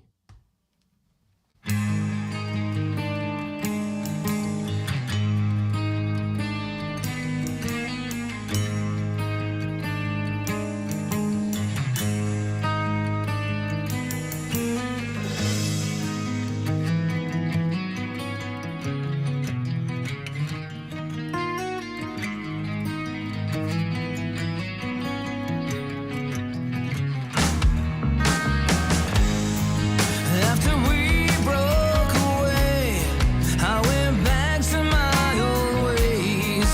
After all the times we shared, it brings me down to throw them away. On a dark, lonely night, I made my way to the bridge. Like the earth needs the sun, you gave me warmth when we were one. If I could look across the bridge and see tomorrow, I'd hope to find you standing next to me. There by my side, sharing our dreams, just a prisoner of a dream. There by my side, sharing our dreams, just a prisoner of a dream. Throw my wish into the water, watch it tumble down. At the top of the bridge, looking down, down. Throw my wish into the water, watch it tumble down. At the top of the bridge. In the end, I held too close. Was that so wrong? The dreams I thought were too real, my love's too strong. Well, on a dark, lonely night, embracing thoughts of you, to have made the times worthwhile, we'll just have to do. If I could look across the bridge and see tomorrow, I'd hope to find you standing next to me. There by my side, sharing our dreams, just a prisoner of a dream. There by my side, sharing our dreams, just a prisoner of a dream. Throw my wish into the water, watch it tumble down. At the top of the bridge, looking down, down. Throw my wish into the water, watch it tumble down.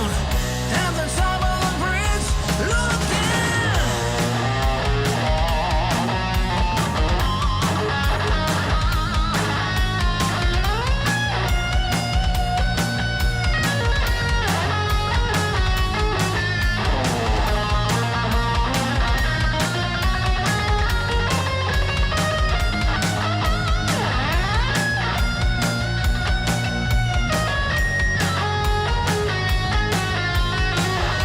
And throw my wish into the water, watch it tumble down. At the top of the bridge, looking down, down. Throw my wish into the water, watch it tumble down. At the top of the bridge, looking down, down. At the top of the bridge, looking.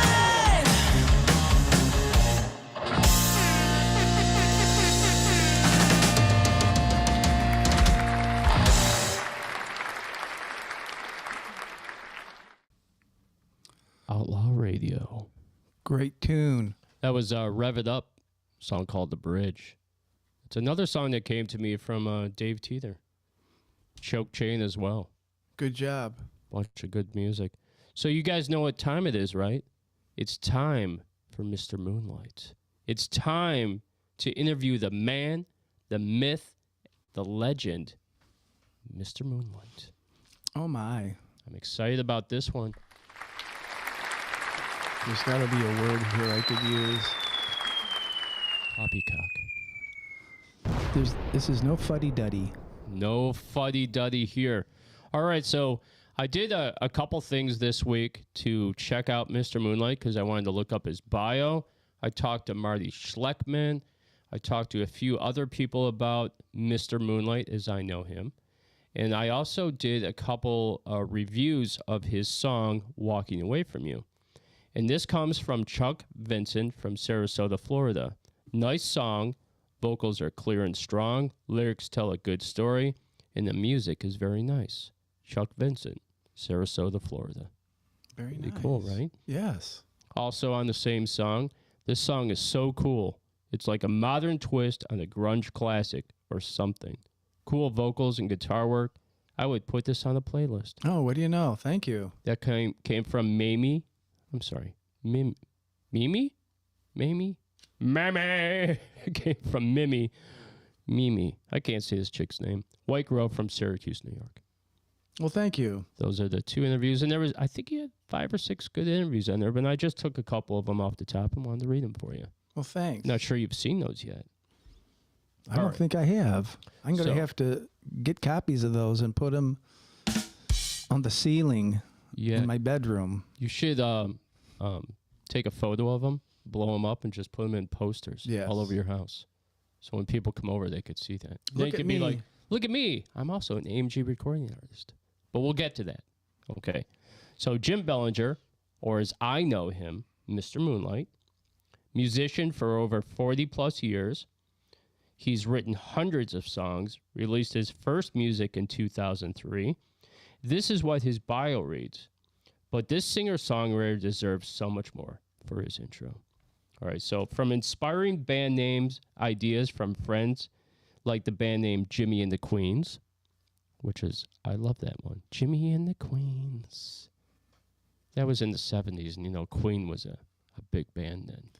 Leslie came up with that, and it was a pretty cool name. I like that. I think But Queen was really big at the time, and Queens, everybody's going to think about Queen. Yeah, it should be resurrected. We're going to have Jimmy and the Queens. Oh, It's my. a new band. My. All right, so sky was the limit for this 7th grader from Bay Village, Ohio, who got his first guitar from his grandma, and that was all it took. His first band was called The Wits End. Jim has also been featured in press several times for his music prowess, such as Cleveland Scene Magazine, The Plain Dealer, and the Westlife newspaper. Long before we had computers, peeps. Long before. Not that long. Long before.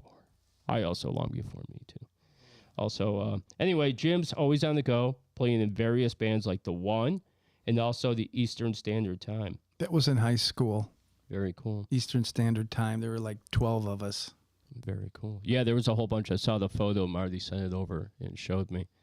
It's very, very cool. A young Jim Bellinger. A young, handsome Jim Bellinger with beautiful legs. Yeah, I was just going to mention that. It sounds like Joe Biden when he was in the pool. He's like, and they craft onto my beautiful golden hairs on my legs when we swam in the pool. You remember that? Oh, yes. That was classic. All right. So Classic Joe.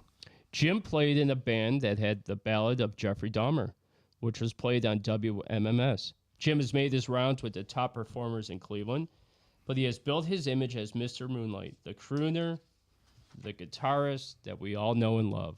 And I'd like to thank Marty Schleckman for his help on this introduction. Furthermore, I'd like to add that Jim has been hard at work, not only recording new material that he started already to release. Jim has also been working on his catalog that will be sent to AMG Sony, Mark Asbury for his co-publishing deal, which is a huge, and again, congrats to Mr. Moonlight. You deserve it, buddy. Congratulations. Oh, thanks. Kind of surprising. Also, It's very nice. if you have not heard, Jim has a birthday coming this spring on May 17th. Well, my birthday's on May 15th, but we have a party set up at Sacred Vortex for the 17th of May. That does not matter. All that matters is your birthday is happening on the 17th. We've changed the date. Okay. Okay. All right, so that'll be happening, as Jim said, at Sacred Vortex in Cleveland. 4125 Lorraine Avenue, Cleveland, Ohio. Okay. Join Jim and his friends, because I've been inviting all his friends that play music, for a magical night of music. Then get ready to swing, because the Devil's Rodeo will be in the house to hit you with some rockabilly, cowpunk, rock and roll fun. And if you like to dance, then this band is for you. And Jim, you know, I've been working on the birthday show quite a bit. Getting the PR flowing. I know you have been. I got Tim Ginley sitting in there on drums. Oh, that's really something. Do you guys out there know who Tim Ginley is? Plays in like some of the best rock bands in Cleveland. Sugar Magnolia. Yes, he does. And he has a new one, too, that I think they haven't played yet. It's going to be coming up soon. The Flatliners, I think. Yeah, I heard about that. With Cy Sulek. Yeah, very cool. All right, so my grandest masterpiece to you will be to get as many musicians as I can to perform with you at Sacred Vortex on your birthday show. Jim's Unusual Adventure Around the Sun birthday show. And that'll be happening May 17th at the Vortex, okay? Maybe we could talk him into some Analog Man. I know that's one of my favorites. That's going to be hard because of the middle part. It's keyboards, but we'll see. Yeah. Maybe Tim Hammond will show up. I better call him. That'd be cool.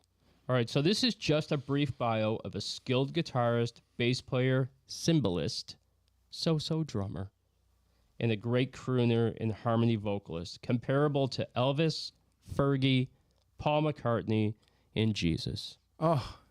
Please welcome Mr. Moonlight's unusual trip around the sun with all his adventures interview. This will be nothing like normal. Please welcome Mr. Jim Bellinger. Thank you. This will be quick. Man doesn't have a lot to say. That's what he said to her. This will be quick, don't worry. All right. It was, as I recall. Okay, oh boy.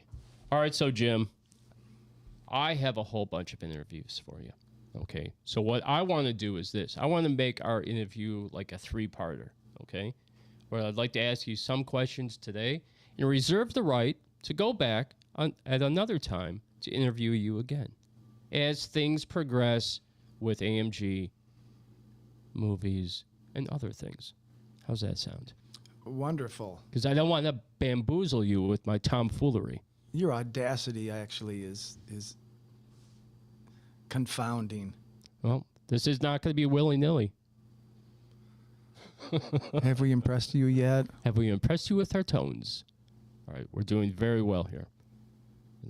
My Cleveland Project, I forgot to mention you guys. You're out there. My Cleveland Project. Oh, they are? Yeah, they're on the show watching. All right, Jim, so awesome. Tell me about Mr. Moonlight's unusual trip or adventures around the sun that no one knows about. Something about the album that you've never told anyone. Go. Well, to tell you the truth, I'm like an open book, so there's not much that I haven't told people already. And it's a pretty hard one, too. I lead a boring life, basically, but one of the things that pops up is the Beatles, of course, on that Sunday back in 1964, that first episode that they played on Ed Sullivan's show, that changed, everything for me. As I think I've said this already on the show, as it did millions of people, but it really did affect me. I just lived for the Beatles every day. I think I was in 5th grade. We started a band right away. I was Dave Coggy and Jack Wessel, and I got a guitar right away, and I remember sitting in class in 5th and 6th grade thinking about all the Beatles songs, and I never listened to the teacher. So that was not a good thing. My grades suffered for that. But not much has changed, and I still feel that way, basically. I'm still really driven, When I hear I Want to Hold Your Hand, I still get those goosebumps that I did when I was in 5th grade. So, I want to hold your hand. Exactly. Great song. I love it. So that's about all I got to say about that, I guess. Jim, you said something that in the beginning of your answer that you live a boring life. I wouldn't say you live a boring life. You have a very exciting life. Well, it's getting better, I guess. Yeah. And when I met you, maybe at that time you could say that you had a boring life, but you have a very exciting life. So much exciting that you lay low. I mean, I do the same thing. I lay low. I don't just go out all the time. As everybody might think we're always out all the time, right? I can't tell you the thousands. I did some math on it. This maybe 50,000 years or hours. I mean, 50,000 years. 50. I told you you were old. 20,000 hours. I could spend 8 hours in one day on the couch just playing the guitar, and I did that day after day, month after month. So, in that respect, there's not much happening other than me just playing and playing and playing. He does play and play, and I don't know if a lot of people out there know, but he's got hundreds of songs, and not only hundreds of songs, he's got hundreds of riffs and just ideas. So you're gonna start hearing and seeing more music. Like today, for instance, we're gonna play a song that he's released. This is the third version of this song. Is that correct? Well, it's the second one primarily, but the most recent version, I just added a part today that you said I should add. It was on the first version, and I didn't put it on, so I put it on today, and I'm not so sure if I'm sold on it yet, but we're still going to play it. It probably needs another mix down and a master, but what else is new? All right, so my second question for you is, everyone knows that you're on Outlaw Radio. Everybody out there knows, and especially your music friends, okay? But do they know that you got your radio personality start from Loud and Local? And what was that experience like for you? When was that? This past summer? I forget. Maybe September or something. Oh, you're earlier than that. I'm going to say August. I'm going to say June? yeah, it was August. You came on, the first show was August, and then you did August, September with me. And then you knocked out October, November, December. Well, I was clueless.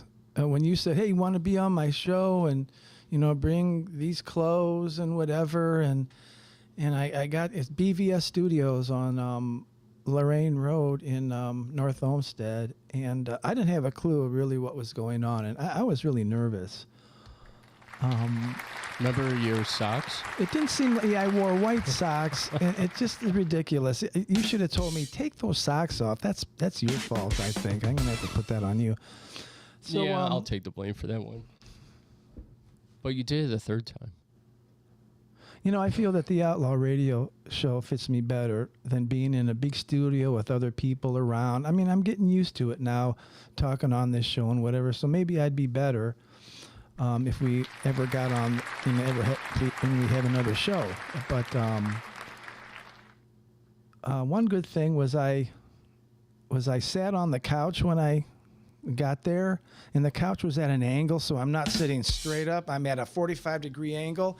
And when I saw the show on tape after it, there was an angle where it looked like I was pregnant. It did. I had a huge belly this past summer, and I keep telling myself, I looked down there and I sucked my gut in. Nobody could see that. Well, it was huge. So that started me in my weight loss goal here, and I've actually done very good. Most of it's gone, but there's a few more pounds still. So there was some good that came from it. It was a positive that you sat on that couch and saw your big belly. Oh, my Lord. It happens to all of us, Jim.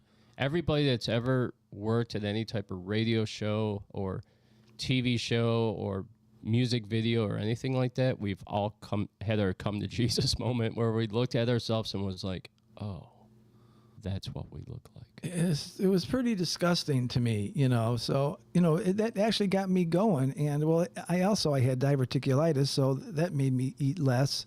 Yeah, you did suffer with that. This past fall. And then the doctor said, I don't want you to eat for 5 days. So that all kind of helped to it, but helped for me to lose my weight. But I was surprised that on the fourth day of not eating, of course, I would have the broth, and literally nothing for 4, 5, 6 days. And I just noticed that after the fourth day, I really wasn't any hungrier than I was on the second or third day. You get used to it. I swear you do, guys. Yeah, I know sure you don't do. believe it, but it's true. At least it happened for me. I was really surprised about that. And so now all I'm starting I eat at 6 o'clock every day now. I don't have anything until 6. Well, maybe at 5 at times I'll cheat a little bit, but so that's been working for me. Yeah. Do you remember when we were at Sacred Vortex and we were sitting on the couch and I was like, I had the munchies, so I went up to the thing and I'm looking around and all of a sudden I noticed they have like a little snack bar. I'm like, oh man, I don't even have to go next door and get anything. I can just get a snack here. Oh boy, I saw that and I jumped right in on that. But this was, what was this? This was Tuesday, I think. Thursday. Oh, Thursday. Yeah, that's right. We didn't make it Tuesday. I didn't feel well. Yeah, so I sit down and Jim's like, they have candy here? I remember that and I just looked at him and laughed. I'm like, I knew you were going to. He loves sweets, man. You see, I didn't really have a lot to eat. You know, what time was that? About 9 o'clock? At 6, I think I just had some little snack, so I didn't eat hardly anything Thursday. So I figured, hey man, I'm gonna have some sugar. Thank you. It was really good. I had this one candy bar that I never had before. It was really good. Jim jumped all over that. All right, so yeah, he joined Outlaw Radio. Let me back up. He joined Loud and Local back in August when I let go of the one girl that was co-hosting with me, and she was only with me for a very short time. And so after that happened, I was hanging out with Jim anyway, and we were always talking about music, and I said to him, I'm like, man, I got like 3 more shows left, and then we're going to do these special shows throughout the winter, and then I'm going to take a break and probably do a radio station like what we're doing tonight. I had this idea of doing this. And he's like, yeah, I'll try it. I'll be down for it. And history. It was kind of nerve-wracking a little bit, but it was a good experience. Yeah. But I still prefer being in my kitchen right here at my kitchen table and doing this in Bassford private. Studios. I just feel better for it. In the kitchen. Right It's a now. great location. It's very comfortable. All right, so, Jim, you're always talking about music. You're always talking about other bands' shows. Tell me about your very first gig. Do you remember it?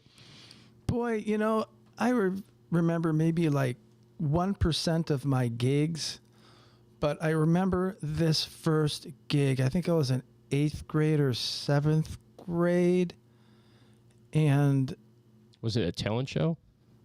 No, it was not. I was in a band called The Wits End, and we played at a church, Lakewood Congregational Church, which is located at Detroit and West Clifton in Lakewood. And I had no idea I was going to act like this, but right before we were to go on stage, I refused to go on stage. I was on the side of the stage. I was terrified, and I refused to walk out on the stage. So that's how it started. I didn't know I was going to be like that.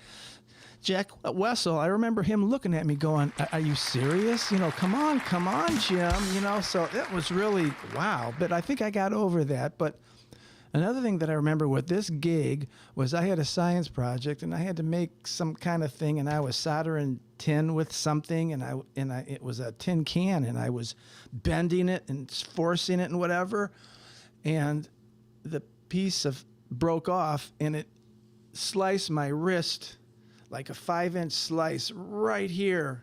This was like 3 days before the gig. That's great. So I have my whole arm. I can't even move my wrist. So I had to deal with that. Man. Was it? How did you get I the think show? we got like $12 or something too, or I don't know, Really? maybe $20. So we got paid though too, and that was pretty cool. And I remember my grandmother and my mom, they actually came and watched too. But it was the Wits End, and Jack Wessel was the bass player. I was fortunate to grow up with him and have him play bass, and we had George McDaniel was a drummer, and Jeff Osborne was the other guitar player. I played guitar and sang, and as it ended up, Jack Wessel ended up being the bass player for Leon Russell for like 30 years or something like that. So I was really lucky to be hooked up with a guy in 7th grade with just incredible amounts of talent. That's great. Yes. All right, Jim. Well, I also hear there's a small tour happening late summer in North Carolina, West Virginia, Myrtle Beach, and D.C. I also hear that Rockstar Radio Underground has it all lined up and bands to be announced soon at the Rooster in North Carolina. It has you opening that show. How cool is that to be an AMG recording artist, AMG Sony recording artist? Like, dang, man. What's that like for you right now? What's your life like right now, Jim? Well, it's very, very pleasing. It's very nice to have this happen at this stage of my life. There's no doubt about that, but I'm putting everything into perspective. You know, getting the contract with Sony is just half of it, you know. So nothing has really changed. The only thing that's changed is strictly only in my head and what I think about it. And I just want to keep a low profile. But That's how I feel. But I'm waiting. The second half of this is I'm waiting for that. Well, I haven't submitted my catalog yet. I'm working on it. It's taking a lot longer than I thought. But when I get that phone call from Mark Berry at AMG Sony saying, "Hey Jim, we got someone interested in a song," now that then it goes to another level, and then I could enjoy that a little bit and think, "Hey man, think maybe I'm not so bad after all." Well, Mark Berry's worked with so many great musicians, and all it took, Jim, was I heard that song, My Little Girl. I loved it, and I sent it to him. And you remember that it was like a matter of a day. He wrote me, and he was like, "Is this guy interested in a co-publishing deal?" He got back to Jeff, or Mark Berry did, in one day.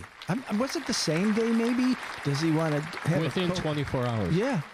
That is amazing. This guy has thousands of customers and he's working with and movies and all prior kinds of things, and he has time to make that call. So I'm thinking, well, that's pretty good. 1 for 1 isn't bad. So let's see if he likes any other songs in my catalog. I have a new one called I Quit on You, and I think that's pretty killer, but it's totally different than My Little Girl. Yeah, that's right. Well, Jim, we've come to that point, and it's time for us to play your new song, which isn't new, right? Well, it's new. It's no, it's not new. I think I did it. It's new for everybody out there listening to it, but I think I did the original version with Tim Ginley about 2015 or something like that. And then this week, Jim took that song, went down to Vasper Studios in his house, his home recording studio, sat down at the controls, put some guitar down, fiddled with the bass, fiddled with the vocals and the backing tracks.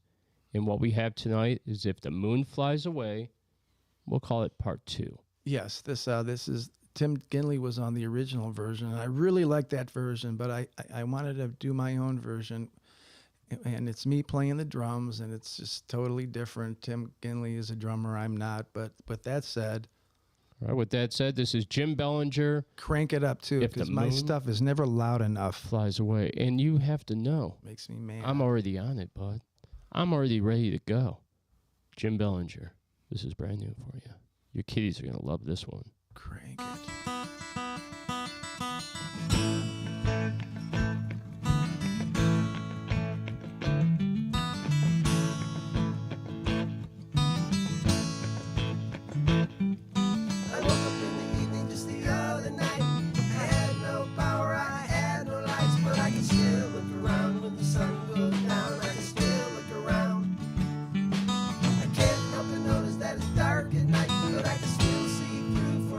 Moonlight when the sun goes down.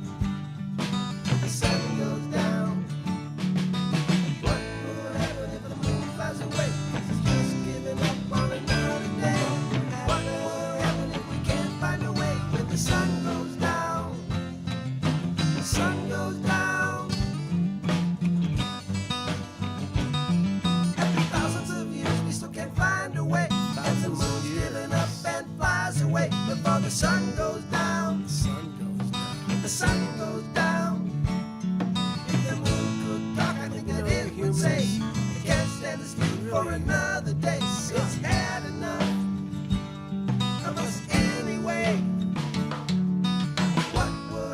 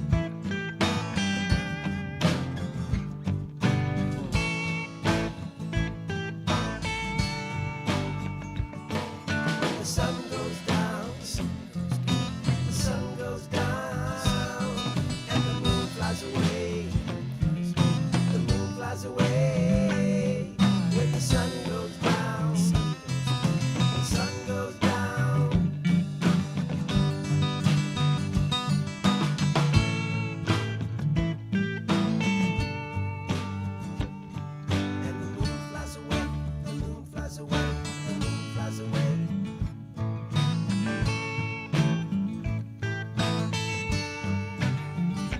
When the moon flies away, the moon flies away. There's the moon flies away. Crazy people out there saying crazy things about the moon. A lot of people say it's not really so crazy. Flies away. There's a lot of truth. The moon flies away. People humanity, you know. Did you see it, man? That's obvious. You know, if there's no moon, then there's no tidal waves. And maybe if there's no tidal waves, then hey, maybe they would be a werewolf. You know what I'm saying? It's kind of crazy. If there's no werewolf, then humanity. There would be no violence then, maybe? Is that because of the moon? Trigger a little bit. So if there's no violence, then maybe there would be no moon?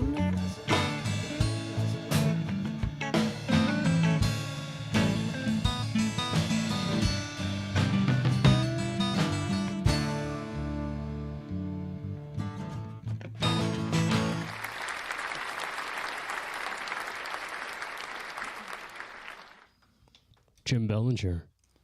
If I the s- moon flies away.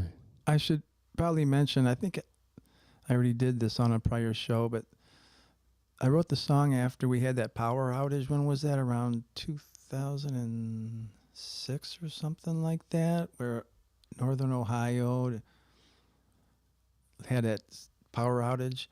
And I just was thinking, you know, and there was no power on, and I was thinking, boy, I could still see though. And then I look up, and it's because of the moon that we could see. So what happened if the moon flew away and it's pitch dark?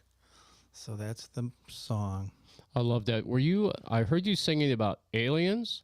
I heard you singing about, or speaking about tidal waves.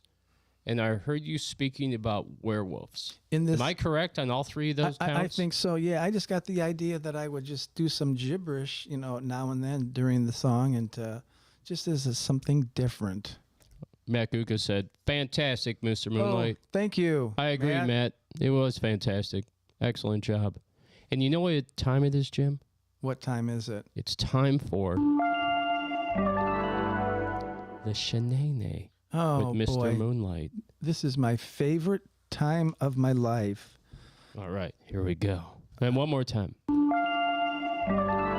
Shenane.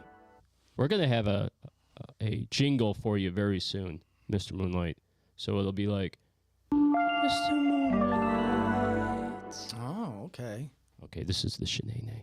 Well, basically, us guys, what's the most important thing right now?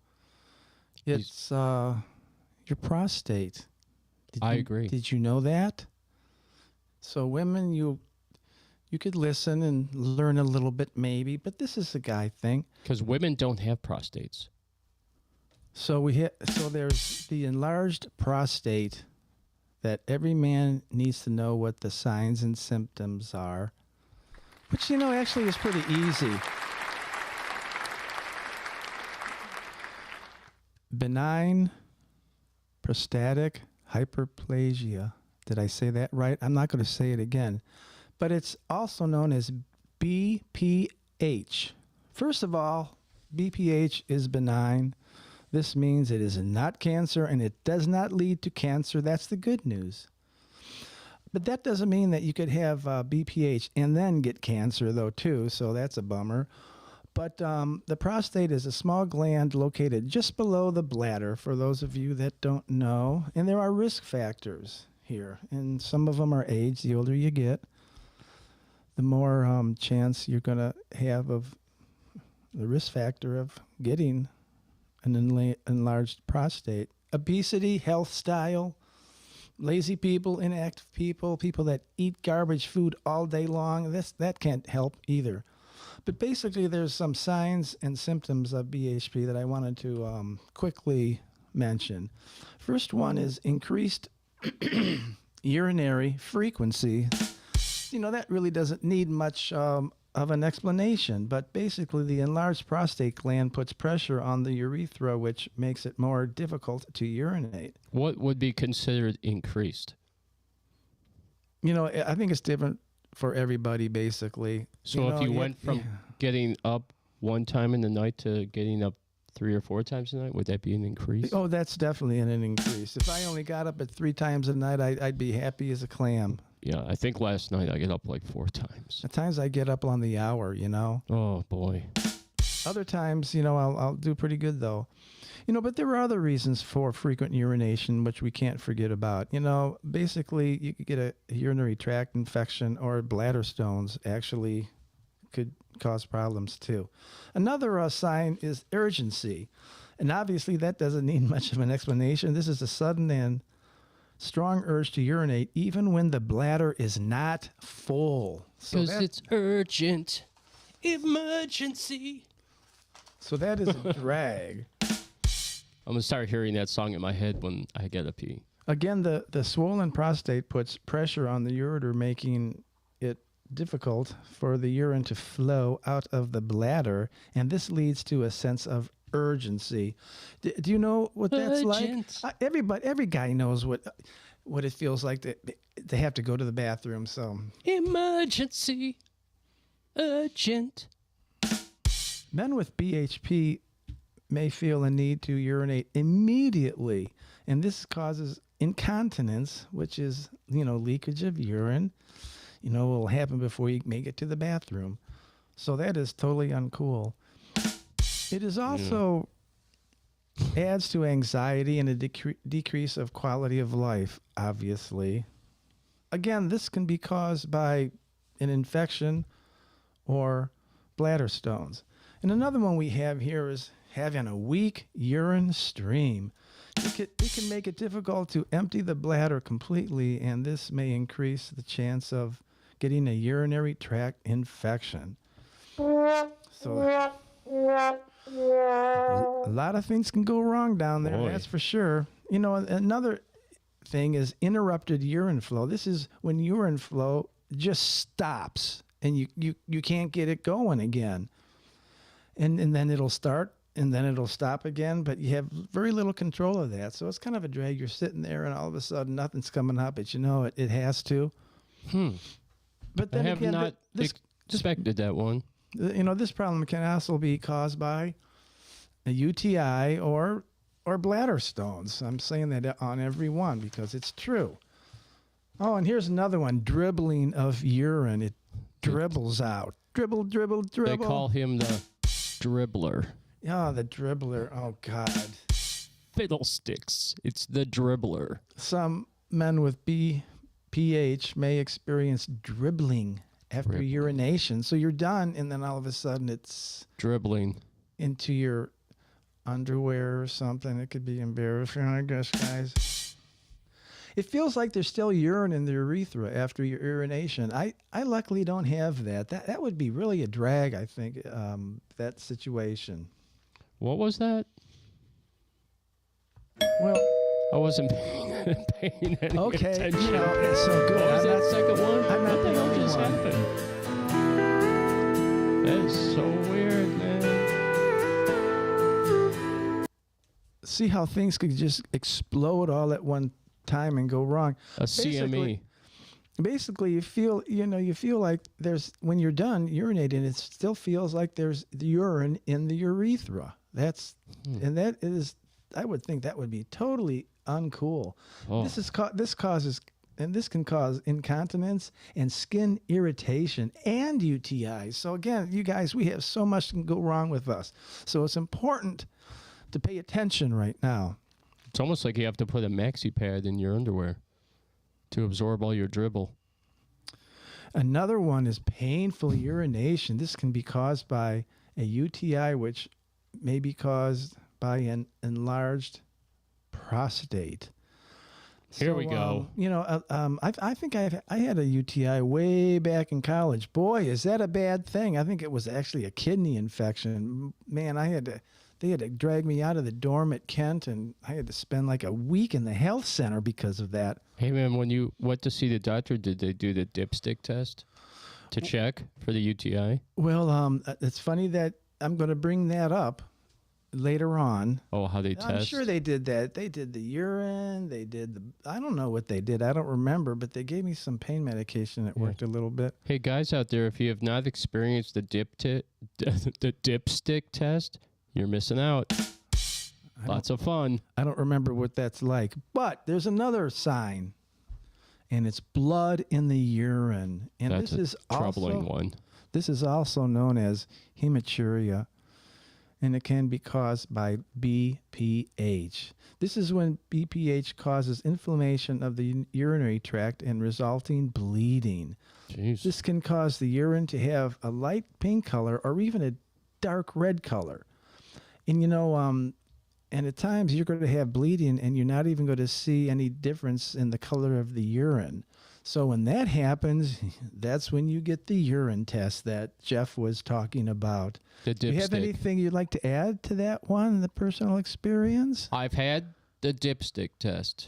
What's that? That's when they take a Q-tip that's Oh, triple the size of a normal Q-tip and put it on your inside the tip, and then they shove it down inside into Well, your urethra. not Yeah, that, it goes well, about halfway down, and No, then they I- test whatever's on that tip. I think the person that did that to you hated you or something. I had a you know. UTI, and I had it. I got it after I went camping. The cotton swab going in that little hole, that is not cool. I had Remember a that.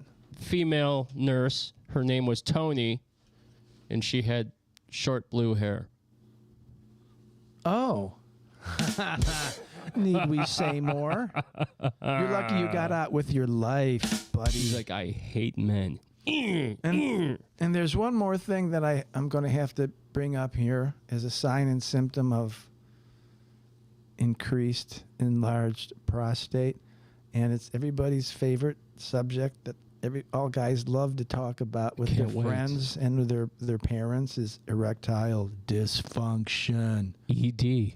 BPH can also cause sexual performance problems to where you're actually not able to perform. Thank you. If you men are experiencing any of these symptoms, go see a doctor. Yes, don't suffer in silence. You can man up, go see a doctor. You don't have to cry about it to all your girlfriends and tell them all about it. Just man up, go to the doctor. We all have to. Don't be a fuddy-duddy. Don't be pussified. Don't let your friends bamboozle you. And don't be a numbskull about it. Actually, really do it. And then you might even find out that you might be unlucky to where you actually have cancer. Oh, boy. Yeah, only a knucklehead would let that go. And I not hear get with it taken cancer, care they of. have to take don't they remove the prostate? And when that happens, sorry, guys, Man, your life is over. this whole dribbling thing has got me. The only thing I heard out of all the stuff you talked about was dribbling. Well, and we're not talking basketball No. either, folks. This is the triple dribble.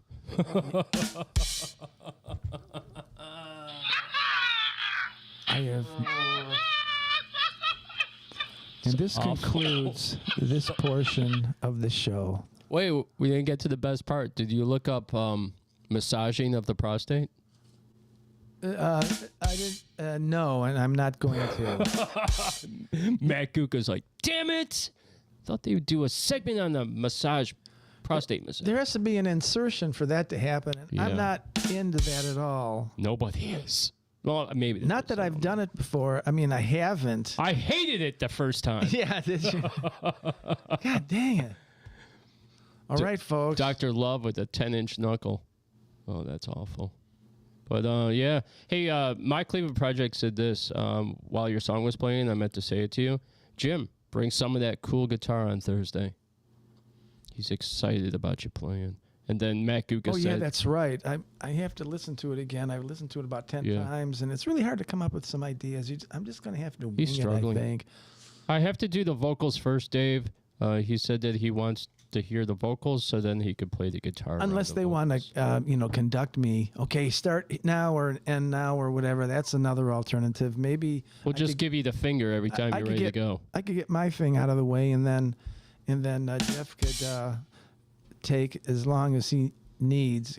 I need 5 minutes, and I'm maybe done. 5 hours. We don't know. I'm going to bring my sleeping bag. We're going to do harmonies. We're going to sing a cappella.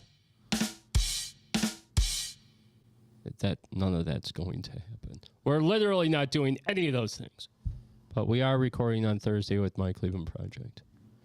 But yeah, Jim said, Shanae. Yeah, he loves the Shanae.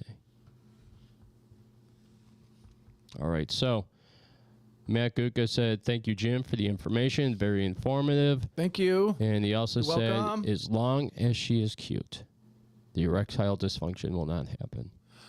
Well, that's very nice to know. I made that up. I don't know if guess. that's what he meant. I'm not sure what you meant, Matt, but that's how I put it into context. But yeah, very informative. That was Shenanigans with Jim Bellinger. Yeah, when I get together with my guy friends, one of these days, I can't wait to start talking about the prostate. Yeah. That is my favorite subject. That's Jimmy and the Queens. They get together every Tuesday night at Bass Bird Studios, and they talk about their prostate. Some men sit around and drink bourbon in a glass and talk about how important they are, but on Tuesday nights, we talk about the prostate. And then we're done. Then we made all that up. That's just on the spot. It's just a bunch of baloney, actually. Malarkey. Well, don't we have to skedaddle in a bit? We So do we have better to move on. skedaddle. All right, so that was Jim Bellinger, Shanae.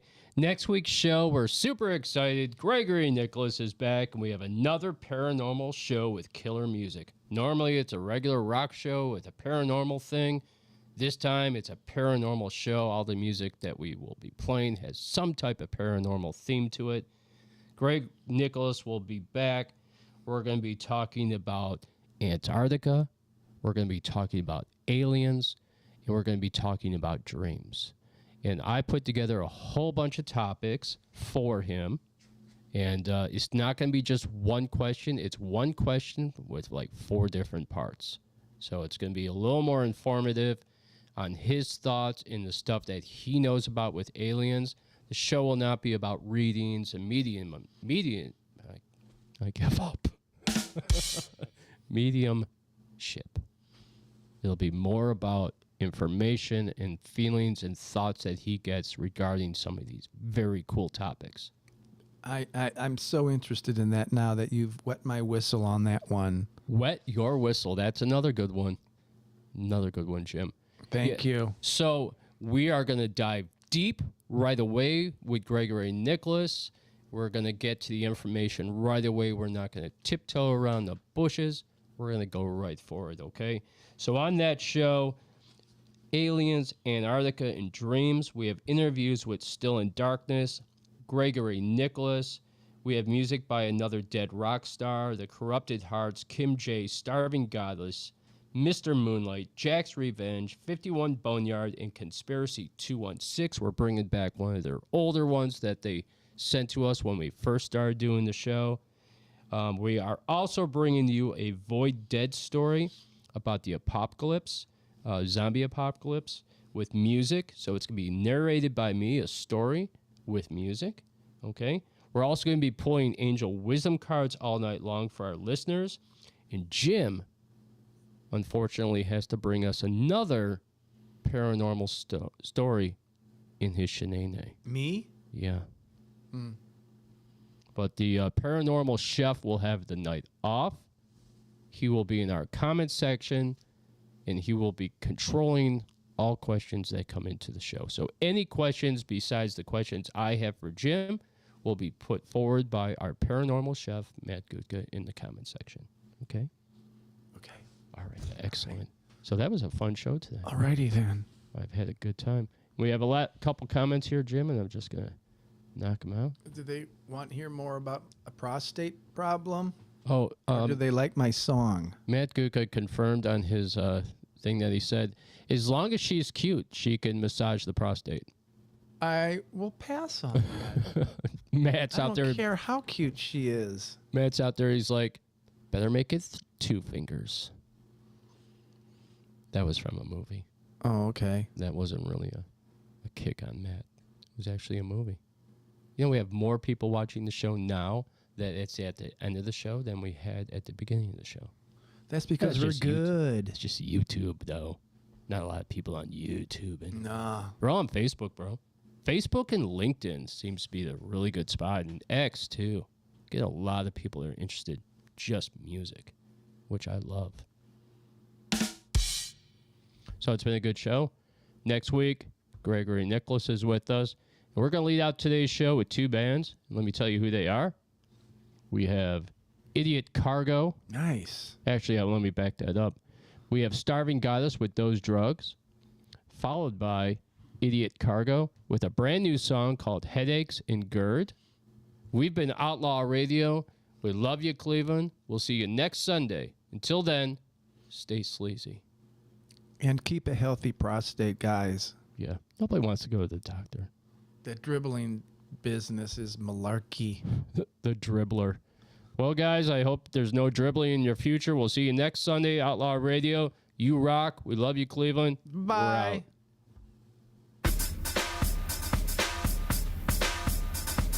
We're out.